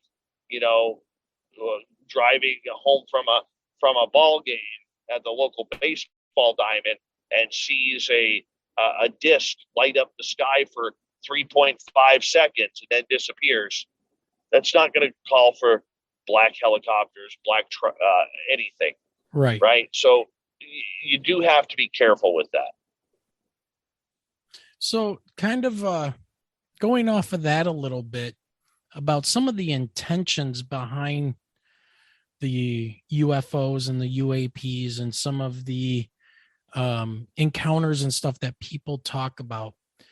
When Michelle and I had our encounter, I had a sincere sense of dread, almost to the point of, I don't know if it was my own fear or there was some type of a message being told to me, but it was, get out of here. You shouldn't see this, leave, kind of a feeling. When I identified the triangle that we saw as not an airplane, because it definitely was not an airplane once we got closer and could see it. But there are people out there that talk about the intentions of these things are to help us. They are the space hippies, I guess, that are here just to, help us out and do all of this. But then my rebuttal to that is, well, why are they being so secretive about everything then? And, I don't know. I mean, my experience has been with the black triangles. And it seems like everybody that's had some type of experience with a black triangle, yours seems a little bit different, but everybody else that we've talked to so far, which isn't many, but the stories and stuff that we've gotten, has been that same kind of feel when it comes to the black triangles, like almost like they're a different species or a different race or whatever the case may be, that is very negative. And it seems like people that have said things about interactions with beings from saucers or some type of orb or whatever seem to have more of the different, we're here to help, don't blow yourselves up with nuclear weapons, et cetera, et cetera. And I'm very skeptical when it comes to those people. So, and that has to do with our experience, I'm sure. But what do you make of those kind of statements from people about, they're the loving star children here to help, or in my case, they are kind of negative and we happen to see them and they don't want us to see them. What's your take? Oh, I think that's a fantastic question. I believe that I have, and I'll say this: I have a big trouble with the peace, love, and light hippies saying that all aliens are good. They're here to help support humanity. Because I know a couple of the experiences I've had when I've been taken. Yeah, it wasn't no peace, love, and light there. Yep. Okay. And I know many others who have had that as well.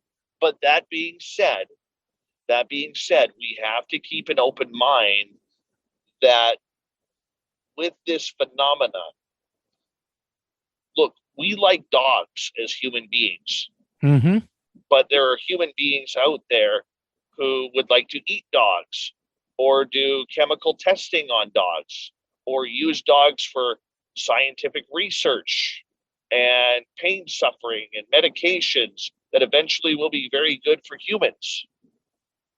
Right? Yep. Doesn't make sense. So, I mean, there are people out there that it just doesn't make a lot of understanding for what they are trying to accomplish with the phenomena. The phenomena, as far as extraterrestrials, they are treating many of those species, namely the Greys, seem to be treating us much like we are their own personal science experiment. We shouldn't think any differently because that's what us humans do. We do it to every species of animal. We do it to our own people. I mean, you look back at World War II, what the Germans did to the Jews. Sure. Or if you fast forward, you look at Jeffrey Dahmer, who was, prolific serial killer, who was drilling into people's brains to try and create zombie-like sex slaves. Yeah. And, he was killing them, drilling into their heads to see if he could lobotomize them with a drill. I mean, this is what the sickening stuff that we're talking about. So we're not recluse from doing it or not recluse. We're not excused for not doing it ourselves when we are. And that's sickening. All right. So can we expect extraterrestrials to be any different? Number two, that feeling that you get where you're not supposed to be there. I will tell you right now, it happens in the forest when all of a sudden you get this feeling, I got to leave. I got to leave. It happens in the paranormal. It happens in the jungles where people just feel they need to leave because they are getting that very, very interesting feeling that something that is out of their control and something scary is about to happen. And that's the truth of the matter. It's not just UFOs. What you experience with your UFO is not surprising whatsoever. And it will happen. It's going to continue to happen as long as you delve into the phenomenon. Yeah, we saw something the other night when Michelle called me outside, and sure enough, we saw in the western sky, kind of low on the horizon, there was some type of an orb moving around. And then come to find out, on our Facebook group, people start posting, is people seen this? And then they put videos up. It was exactly what we had seen. It was quite the scary experience to be like, okay, are they coming back? And Michelle grabbed a couple photos, but of course, it's the quote unquote blurry photos of a orb flying around way off in the distance on an iPhone. What are you going to capture? Not anything that's going to be recognizable or something you'd want, as evidence to go, ha, see, there's one of them. But, yeah, it was kind of interesting to see that happen. Well, and then pulling up any technology that Wayne had on his phone too, to see if it aligned as like one of the visible planets or, satellite system, and nothing was coming up that would explain what this thing was.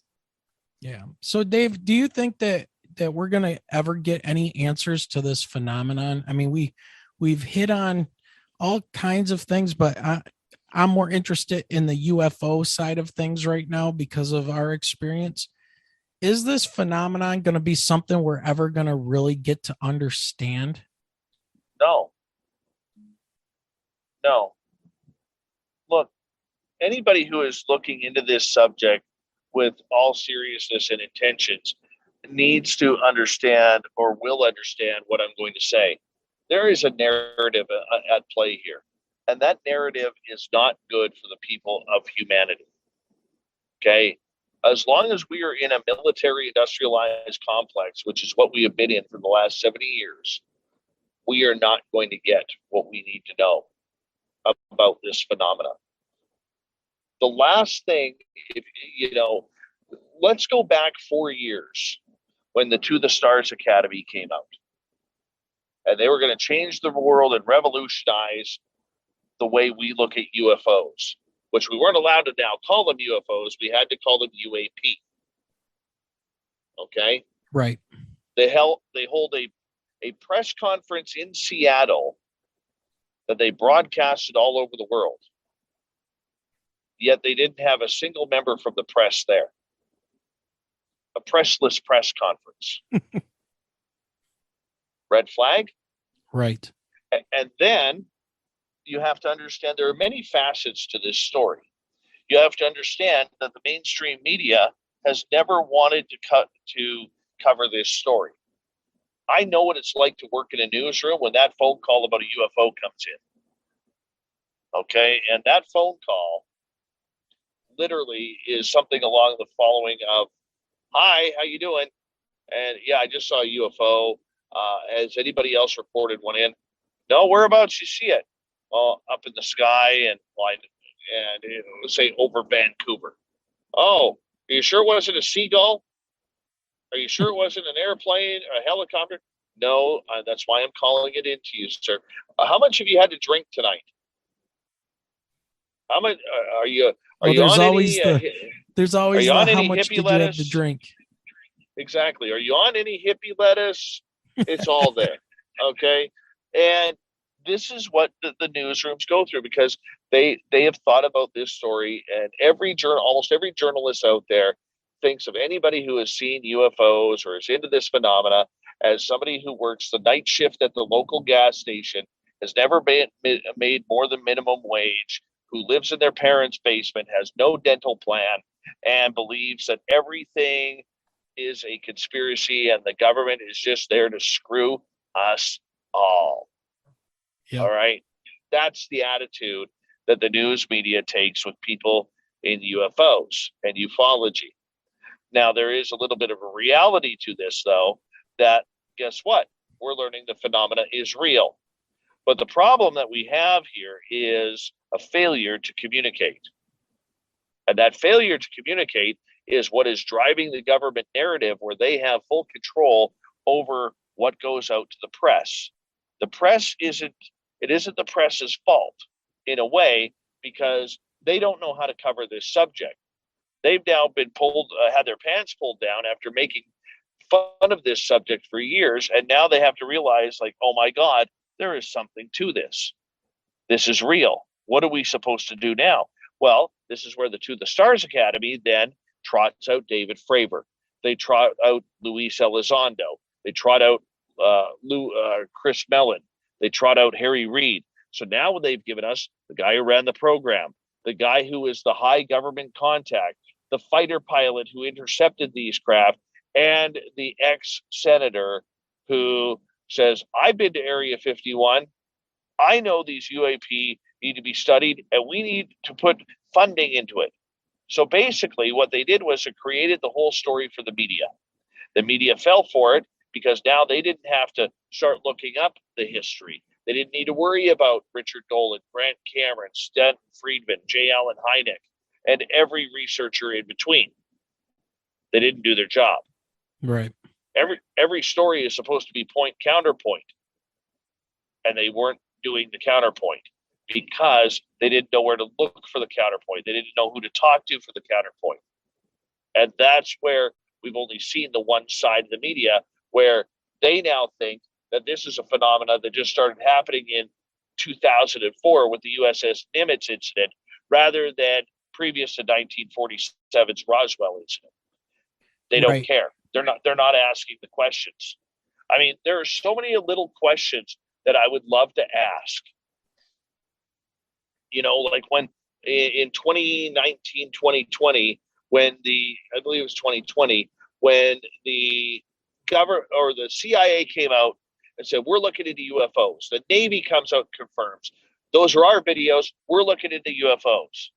And then out of the blue, the FBI chimes in a few weeks later and says, well, we've been investigating Sasquatch cases. Here's a case from 1973 that we were looked into from the state of Oregon, and we were sent hair samples, and those hair samples are deer. Doesn't take 43 years to come up with deer samples. Right. Okay. So nobody questioned that, though. The weirdness of all of a sudden the FBI kind of like, hey, I want to get into this game too.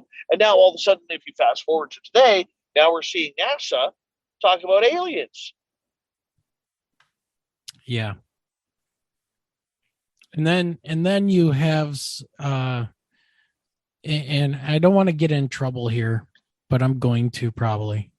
But then you have like somebody like a celebrity, like, I don't know, Demi Lovato coming out with a show. Oh, I was waiting for this. Well, you know, I was all for her having this unidentified show. I thought, okay, hey, somebody who's a believer, maybe have an experience, and they're going to run the show, and, you know, they're going to talk about this.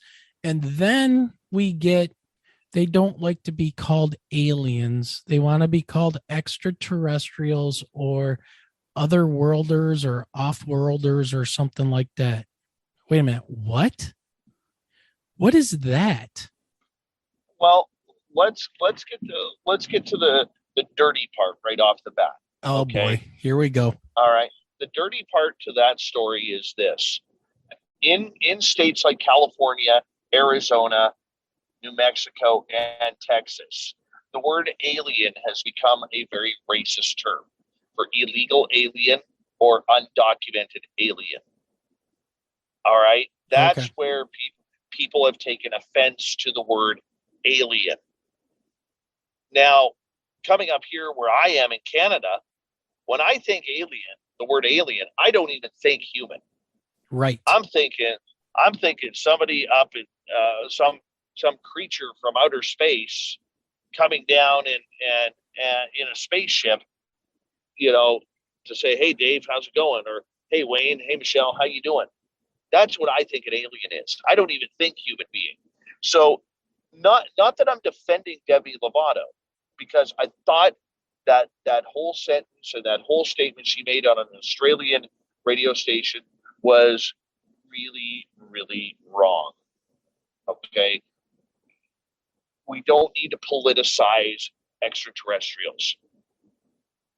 All right. We Well, don't I need think you said something key though, is that, people in certain states, say that word and it means something else to them, but that's something that humans create. How do we know they don't want to be called aliens? That's something that's being projected. and that's the stupidity of it, because I have heard people, whether it's Samantha Mowat, whether it's R. Keith Andrews, whether it's the lady named Anjali who has canceled her big UFO tour or alien tour, now Demi Lovato. I think there's a difference between I'm speaking way too ahead here. I believe Demi Lovato is an experiencer. All right. I do not believe she has gotten the proper advice by attending a couple of Stephen Greer camps. Got you. All right. There is a lot more to this phenomena than going for free to Stephen Greer's camp while the rest of the people there are paying $3,500 a seat. By the way, if you see Demi Lovato, you're not allowed to talk to her. Wow. Okay. Now, I also don't like the fact that Demi Lovato this is a young lady or a young non-binary, if we're supposed to call her that now, who literally holds a press conference for everything. She changes her coffee brand. She's holding a press conference. Okay. She has gone through a lot the last 3 years. God bless her for beating a drug addiction. Let's hope that she's beat it. She did go to rehab. This is a young lady who is finding herself and her sexuality. This is which everybody is allowed to be free of who they want to be and who they're comfortable with in their life. Everybody deserves that on this planet. Okay. Now, she's also a young lady who had a very public adult life as a child through working with Disney, which Disney is also very well known for, treating their young stars like young adults. This is why we see so many of these young kids, these childlike stars, getting into drugs like cocaine, like marijuana. People now say, well, marijuana is legal in most states and it's legal in Canada, but a 14-year-old doesn't need to be doing more marijuana. Correct. Look at Drew Barrymore back in the day where, she was coked out at 12, 13 years old. We don't need that. You know what I'm saying? Yep. Children don't need that. And I think there's a lot of trauma with Demi Lovato regarding the phenomena or regarding her upbringing as a child star. But when you step into the extraterrestrial world and you are going to all of a sudden be the voice of it because you have 104 million combined followers on Instagram and Twitter alone, and people are going to listen to you, you have to be careful with everything you say. You don't have a choice. And the fact that she went down by politicizing on that Australian radio show that aliens don't want to be called aliens, it hurts their feelings. How do you know? All right. I've had ET contact with 5 different species that I've seen. Not one of them has come up to me and said, hey, can you call me Jake? Can you call me Bob? Can you call me Sarah? Can you call me Ock? Can you call me Tan instead of alien? Yeah. Right. And I think because she grew up in New Mexico, and obviously with her last name, I believe her father is an immigrant to the United States. I can see where she is getting to the point of saying, look, the word alien is derogatory, but who made you the speaker for the Greys, for the Zeta Reticulates, or the reptilians, or the mantid beings, or the humanoids, or the Nordics? Why are the Nordic people getting offended by their entire people being called aliens? I mean, can we not say the same thing for them? Why are we calling them Nordics? So at what point does it stop? Do you see what I'm saying? Yeah. And we've gone so far to make everything so bloody politically correct. I think what she did was, she had the ability to be a very powerful voice in the community. But Demi Lovato is also known for speaking before she thinks as well. Yeah. And I think that's what happened here. Look, I don't care about her music. I've never been a music fan. Okay. I don't care about her being famous on television, whether it was through Disney or through her albums or through movies that she did, or her time with Simon Cowell on one of those reality TV shows looking for singers. Okay. I don't care. I don't care about her sexuality. I don't care about who she promotes that she wants to be, as long as she is a happy, healthy, breathing human being. That's what I care about. And it's not just her. It's my buddy Mark, who's sitting right beside me during this interview. It's talking to you guys. It's my listeners. It's your listeners. Right. I just want people healthy. Live your best life to whom you truly are. Okay. And I say this very publicly. I'm starting to talk more publicly about it the last year or so. My daughter is part of the LGBTQA+ community. Do I care? No, because I want her to be happy. I want her to be happy. She can be whomever she wants to be. Yep. And that's okay with dear old dad, because my baby girl is happy. That's all I care about. And that's the way it should be. But when you have that many followers and you're outspoken like Demi Lovato, that's where things get dangerous.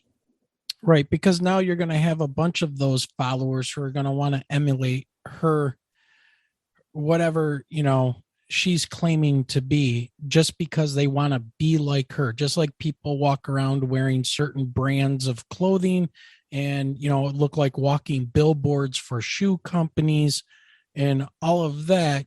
She doesn't realize, and maybe her handlers or manager agents need to sit her down and talk to her about this. But I don't think that that's going to help the community at all when it, we want to try to find answers. But go ahead. But Wayne, she doesn't give a care about the community. That's the point. See, she doesn't care about the community. That's her. All right. Because if she did care about the community, I talked to somebody who was involved with that television show. If she truly cared about being a voice for the UFO and extraterrestrial community, why would you not go to some or accept some speaking engagements at UFO conferences or ET conferences? Why Right. wouldn't you go on podcasts or radio shows? She hasn't even gone on Coast to Coast AM. Never mind my show, okay? But Coast to Coast AM has nearly 10 million listeners a night. All right? Why won't she do Coast to Coast? She should. If anybody gets that interview, it should be George Dory or George Knapp.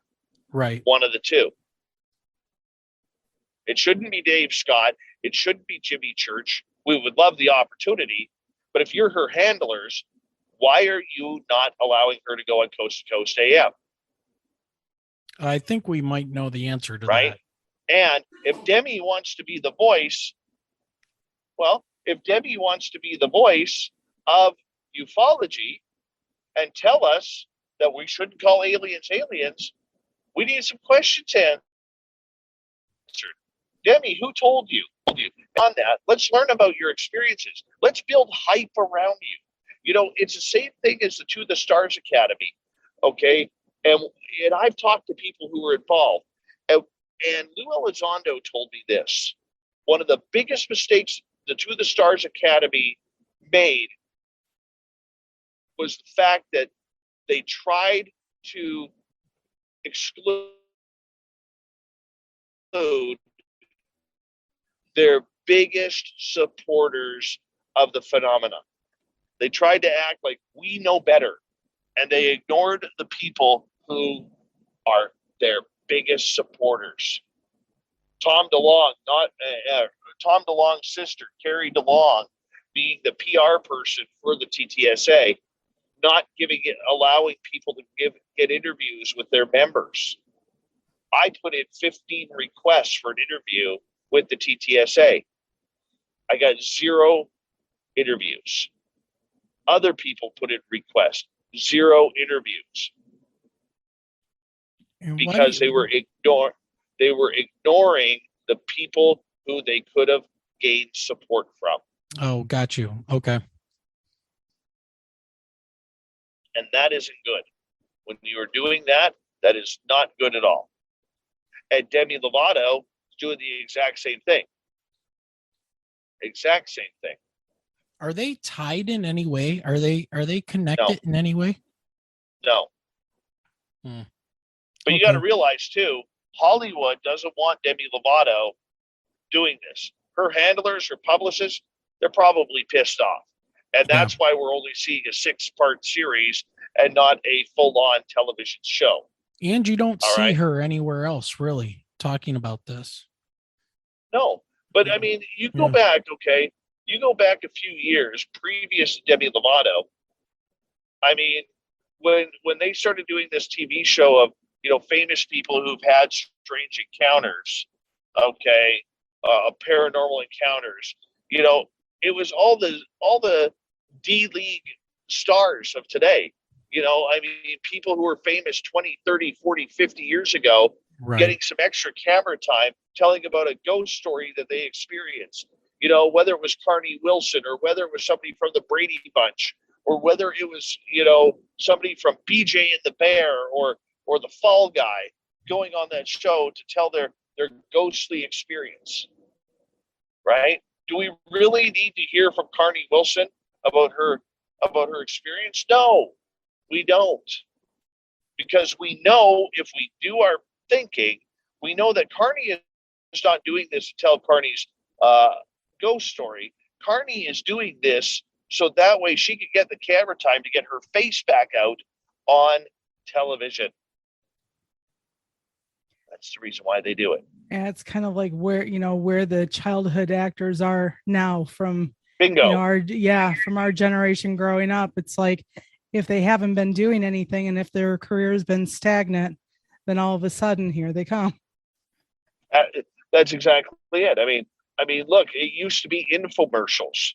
You turn on your television at night, there's Eric Estrada, there's, Morgan Fairchild, there's all of these actors and actresses that haven't been seen in decades showing up on the infomercial channel because that's the only acting job they can get. Yeah.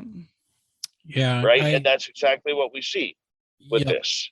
Yeah. I'm going to agree with you there. And I think that's part of the problem. I don't think Hollywood, there's a big disconnect between Hollywood and these actors and actresses who live in this bubble. And then they do something like this.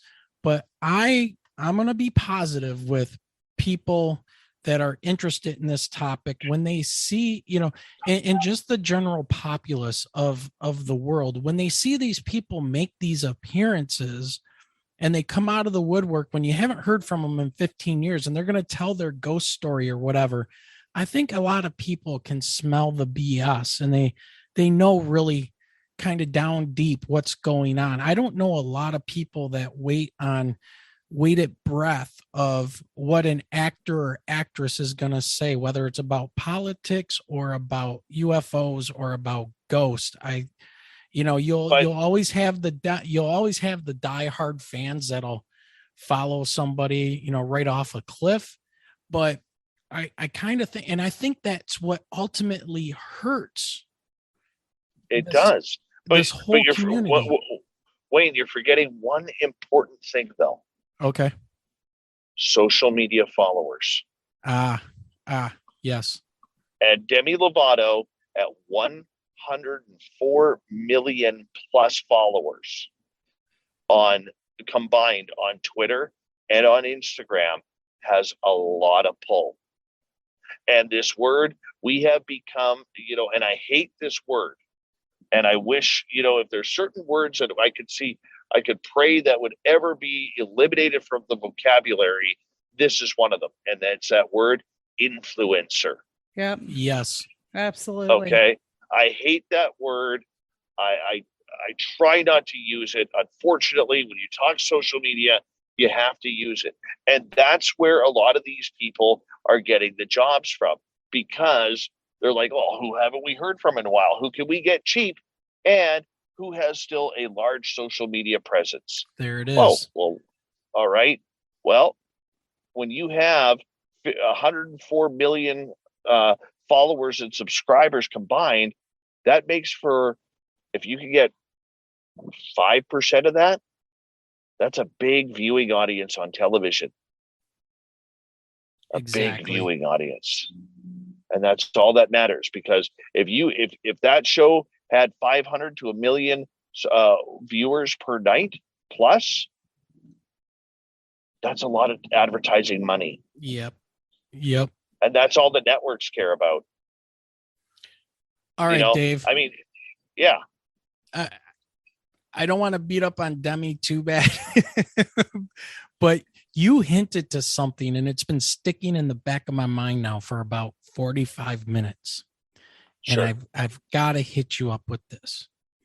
You went into the woods with a woman, and you talk about she took you to see an alien that was 12 to 14 feet tall. Can you elaborate? Can you tell us what was that all about? And I know Michelle's got a couple other questions she wants to ask you. And I think that are pertaining to, the UFO report that our government released and things like that. Sure. But before we do that, what was this about, and what went through your mind? What did you experience? Okay, March of 2013, no, 2014. Wait a minute, did you just say March? Of 2014, yeah. Oh, wow. Okay, March has a very significant meaning to us and people we interviewed about black triangles. All of our sightings in Michigan here have been sometime around March, and it seems to kind of connect with the March sightings of 1966, when all of that went down in Ann Arbor. So anyways, I just thought I'd point that out, but go ahead. Okay. So in March of 2014, I don't know whether it was a dream. I don't know whether it was taken. So I'm going to lean more towards it being a dream. I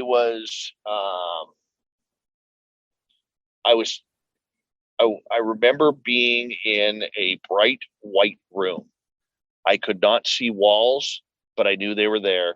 I could not see the ceiling, but I knew it was there. I could not see the floor, even though I knew I was standing on it. And I heard this male voice come up to me and said, because I was staying up until 3, 4, 5 in the morning, almost every night, trying to figure out what it was that I was seeing. I was all encapsulated in this phenomena story, of what was happening to me. I didn't care about anybody else at that time.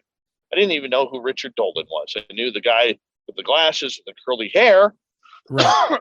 and the weird scientist guy with the big bushy eyebrows. All right, but I didn't know about who they were or what it was all about. And this male voice comes, and I hear it kind of emanating all around me. It said, Dave, we no longer want you reading books. We no longer want you watching television shows. We don't want you watching movies. No more forums online regarding the phenomena. We don't want you researching any of it. And I said, well, how am I supposed to figure out what I am going through if I can't research it? Like, I don't understand. And this male voice said, the answer is simple. You're allowed to watch YouTube videos. When I questioned why, it said, because you'll be able to tell what is real and what is fake. All right, whatever. Okay, I'm this far into the game. I'm going to go down this path. Okay, so I'm like, cool, fine, let's do it. And a couple weeks later, over at my partner was with our infant son over at our friend's house, and we called the place the farm. It was 10 acres, okay, on a 2-house street. They had 10 acres. Their elderly neighbors had 6.5, and both properties were horseshoed by a forest that led into a ravine where there was a creek a couple hundred feet down. And this farm had incredible phenomena going on at all times. I saw 2 Sasquatch there. There was a ton of, you just stand outside, and it was so dark. You stand outside, you watch the trees, and all of a sudden you'd see the light, flickering of fairies flying through the trees. And it was always something going on. And so we would go to the farm quite a bit and hang out there and kind of do our own little amateurish type of research. And on this particular night, I was driving. I had to work late on my daytime job, and I was driving over to the farm. And when I was about 20 minutes away, I started getting a really bad migraine. I got to the farm, and I sat down on the couch. My partner says to me, "Are you okay?" I said, "I have a migraine. I just need to sit down and relax for a little bit and close my eyes." And she's like, "Well, do you want to go home and get in the shower?" Because normally what I do is when I have a migraine, I go sit in a dark shower, put a washcloth over my eyes, just black everything out to try and relax me. I said, "No, I think this time I'll be good. I just got here. You just got here. Let's just hang out with our friends for a while." She's like, "Okay." It was about half an hour later, I realized that the pain that I was getting from my migraine wasn't actually a migraine, but it was shapes pulsating in my head. It started as a circle as a square in the front, like by my face. It moved to the right side of my head as a triangle, and then moved to the left side of my head as a circle. And immediately I felt I needed to go outside. And in British Columbia, we have a lot, I guess, anywhere near water and major waterways, whether it's the ocean, whether it's rainforest, whether it's by the Great Lakes or whatever. You get these weather patterns of real low, misty cloud nights, if you know what I'm saying. Yep.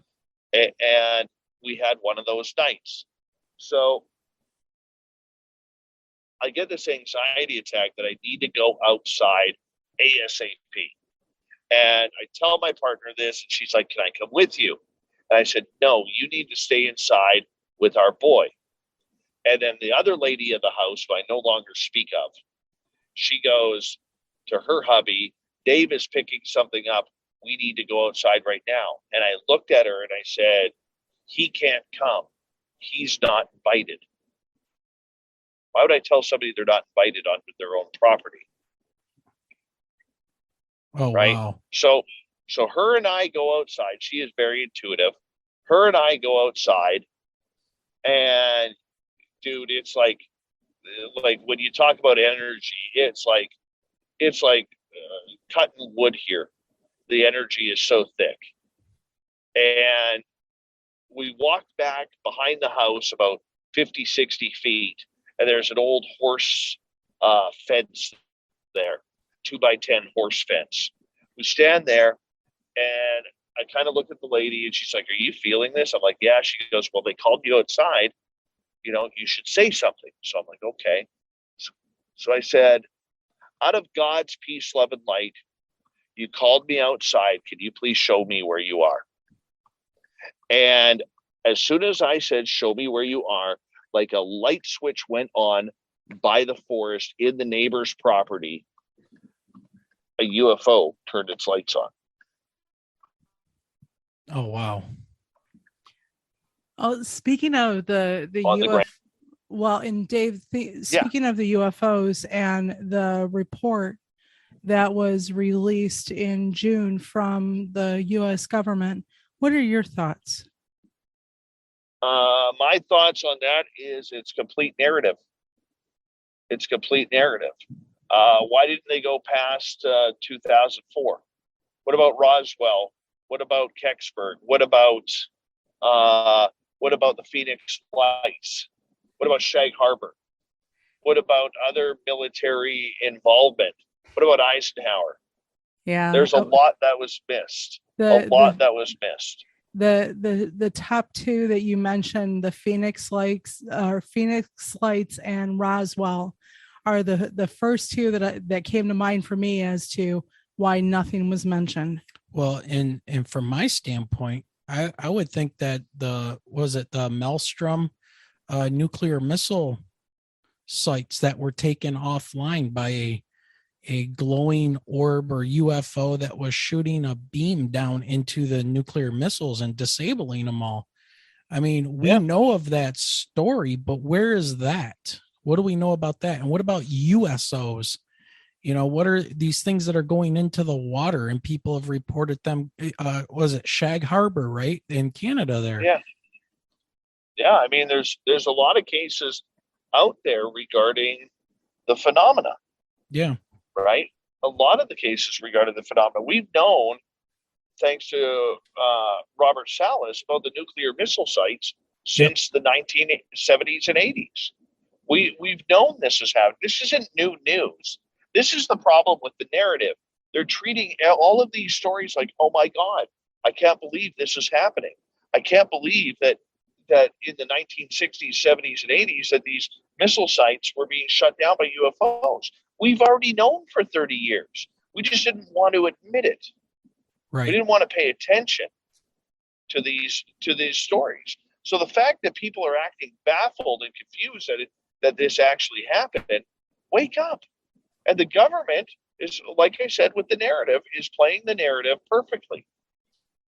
I was just going to say, is there argument to that? The reason they only go back so far is because they're claiming that this that this report and what they're talking about is where they have like definitive sensor data, so radar, sonar, these kind of things, and from before that they don't have anything. But I thought these things were tracked and chased on radar in the 60s and 70s, and airplane or jet fighters going down into the Great Lakes here that were giving chase, and they were, you could see two blips on the radar merge. I think that was called, I was just looking into this. A listener sent me a bunch of information on it at Kinross,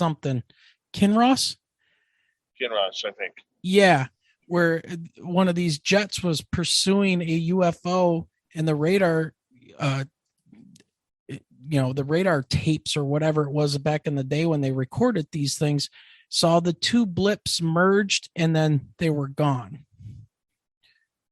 And then there was, they gave the widow or the mother of the pilots two separate stories about what happened to the pilot. And I guess there was a co-pilot as well in this jet craft that, one day one guy shows up and says they were lost in a training exercise or something. And then the next day, and I know I'm butchering all this, and then the next day somebody else shows up with a different reason why. And you're looking at a ton of those stories. Anybody who buys the fact that the United States Navy, the most powerful, which is literally the most powerful military force on the planet, Yep. the United States Navy, I think we can all agree on that. All right. The U.S. Navy has air forces bigger than as an air force, bigger than most countries. Yep. Like, what aircraft carrier has more fighter jets than most countries out there? And the point that I'm trying to make with all this is this. If anybody buys the story that the U.S. Navy used to just throw these UFO reports away into the garbage and they didn't do anything with 2004, we want our pilots to come forward. We want our radar technicians to come forward. We want our admirals to come forward. Really? Are you kidding me? You guys have known for 70 years. Look, it all comes down to this. And Wayne, to answer my question from a question, is if you were to look at the UFO Pandora's box that the United States government would not want the public to know about, what's in that box? Okay? What's in that box for me is aliens at Roswell. Well, I guess in that box for me, I would have to say, do they have recovered craft or material? Bingo. There's another one. Right. Look, what this does do, and what a lot of people in ufology are not understanding, is this opens up every conspiracy story out there. It opens up Bob Lazar. It opens up Valiant Thor. It opens up Eisenhower and whether or not he actually got his tooth pulled out from an emergency dental surgery, or he was at Edwards Air Force Base, which was a different name back then, and meeting with extraterrestrials, trading humans for technology. There is a lot of different things and conspiracies this opens us up to. And we don't have a choice but to look into it. We don't. Because there is this Pandora's box of information out there that government does not want us to know. Okay, what about NASA? You can throw NASA in there in regards to almost every launch that NASA has had. They have videoed UFOs following their rockets into space. What about Neil Armstrong? Did he really speak on the channel, on the security channel, and say, yes, there is a Santa Claus? Or the other rumor, which is they are here, they are on the hill, and they are watching us. Yes, right, exactly. Okay. I mean, there are all of these little Pandora's box. What if the United States government, I'm going to throw something out at you here, statistically. And I learned this from Butch Witkowski. Every year in America, there are about approximately 1.3 million people who go missing annually. Now, when they trace all the evidence back, from murders to kidnappings to child disputes in custody cases to child trafficking, human trafficking, women trafficking, to people who just want to go off the grid, to suicides, to gangland hits, everything. Okay? When you whittle the numbers down, it comes down to 65,000 Americans that are unaccounted for every single year. That's a scary number. That's a scary statistic. Okay. Where did they go? Then you look at somebody like who's doing incredible work, like David Politis with the Can-Am missing 411 cases. Where did they go? Where did they disappear to? These are all things we need to figure out.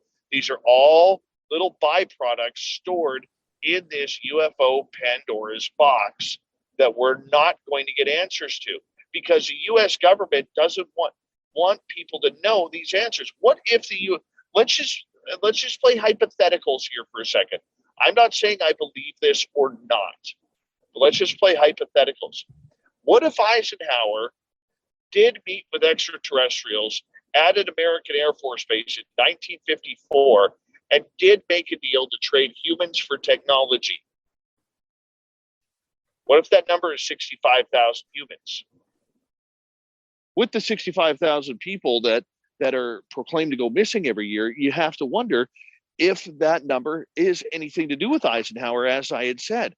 And it opens up, as I said, this entire Pandora's box in ufology and trying to figure out what is real and what isn't. What is truthful and what isn't?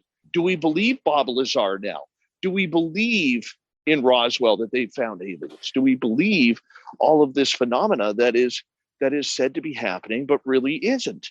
The denial of the DNI report going back previous to 2004 is incredulous at best.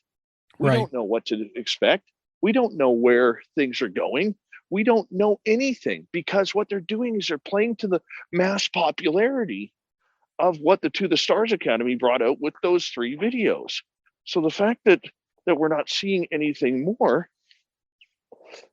is just ridiculous. It really is ridiculous. And it opens up, doesn't it open up more doors for the conspiracy theories as well out there, that they're going to want to fill these gaps that are left by the lack of information from a report like this? Absolutely. And people should ask questions. The problem is you have a media who doesn't understand these topics, who don't understand the questions that are being missed. We just don't get it, right? We don't get it at all. Yeah. If there's anything we've seen over the last few years, and it seems to be growing at an exponential rate, is the media basically showing their true colors, and they're losing control of controlling that narrative, and they're losing ground to people like you and other broadcasters on the internet. That's why they want to start clamping down on it, because they can no longer control the narrative. If you ask pretty much any American here, do you trust the mainstream media, CNN, any of them, they'll tell you, hell no. Absolutely. They'll tell you hell no. And as they should tell you hell no, right? Because the problem that we have here is that the media, and I hate to say this because it's a beautiful career, but the media has really shot themselves in the foot. Instead of telling stories with point and counterpoint, they're going by audience reaction. All right. Social media, especially Twitter, can be blamed for that, because Twitter, the thing in media is you always want to be first. That's the big thing in media. You want to be first with the story. The facts don't matter. You want to be first. Yeah. And that's what hurts. All right. Well, Dave, it's been great having you on. And we know tonight. that your battery life is getting low. Yes. So one final question, because we have to ask this. It's like our signature question. Do you have any ties to the state of Michigan? Do I have family? No. Friends? I've had friends play college hockey in Michigan. Okay. This is going back a long time. I used to be a big Detroit Red Wings fan. Yes. Back in the day of Steve Yzerman, but mainly Bob Probert. Absolutely. Oh, yeah. Yes. Toughest player ever in the NHL. God rest his soul. Let's just talk about Probert and Lemieux. But Bob Probert, my favorite NHL player of all time. All right. And then one last thing. How can people learn more about you, Spaced Out Radio? And do you have anything coming up that you want people to know about? We are releasing this on Thanksgiving. So, well, you know what? You can always tune into us. We are there nightly for you, 7 days a week on spacedoutradio.com.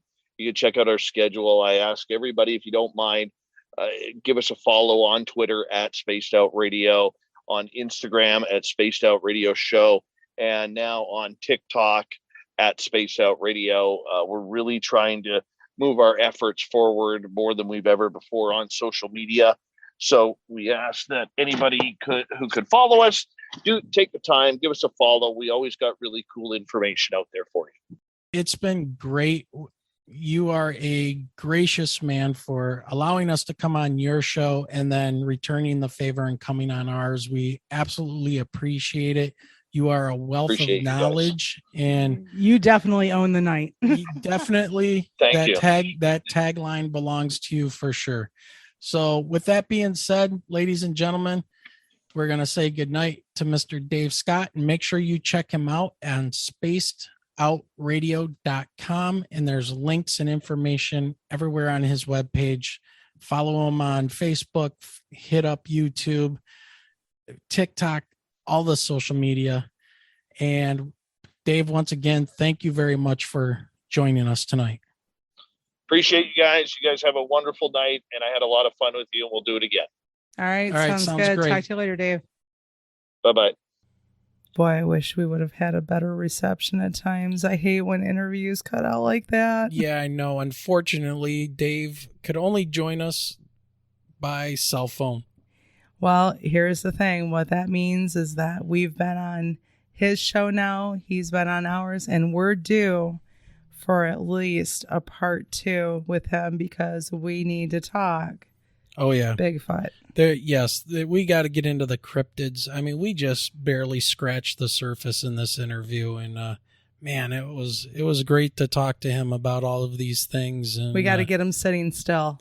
Yeah, for sure. Driving around in a car in the mountains of British Columbia is probably not the best place to try to have good cell phone reception. I was going to say, it's like how many miles in between, or hundreds of miles in between with cell phone towers? Yeah. Geez, forget about it. Definitely good times to be had once again. Yep. And so with that being said, Michelle, I think we're going to go ahead and wrap this one up. What do you think? Yeah, we're going to kick off this Thanksgiving break, everyone. Yep. So everybody make sure to check us out on YouTube. Hit that like and subscribe button. We're now on Instagram. Go find us on Instagram and do a follow. We're on Twitter. You name it.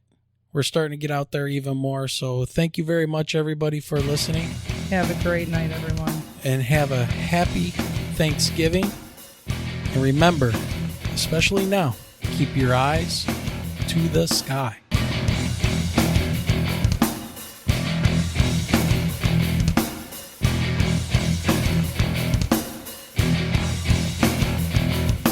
You have been listening to the Michigan UFO Sightings and Paranormal Encounters podcast. You can reach us at mi.ufo.podcast@gmail.com. You can also find us on Twitter at mi_UFO and join our Facebook group by searching for Michigan UFO Sightings and Paranormal Encounters. So until next time.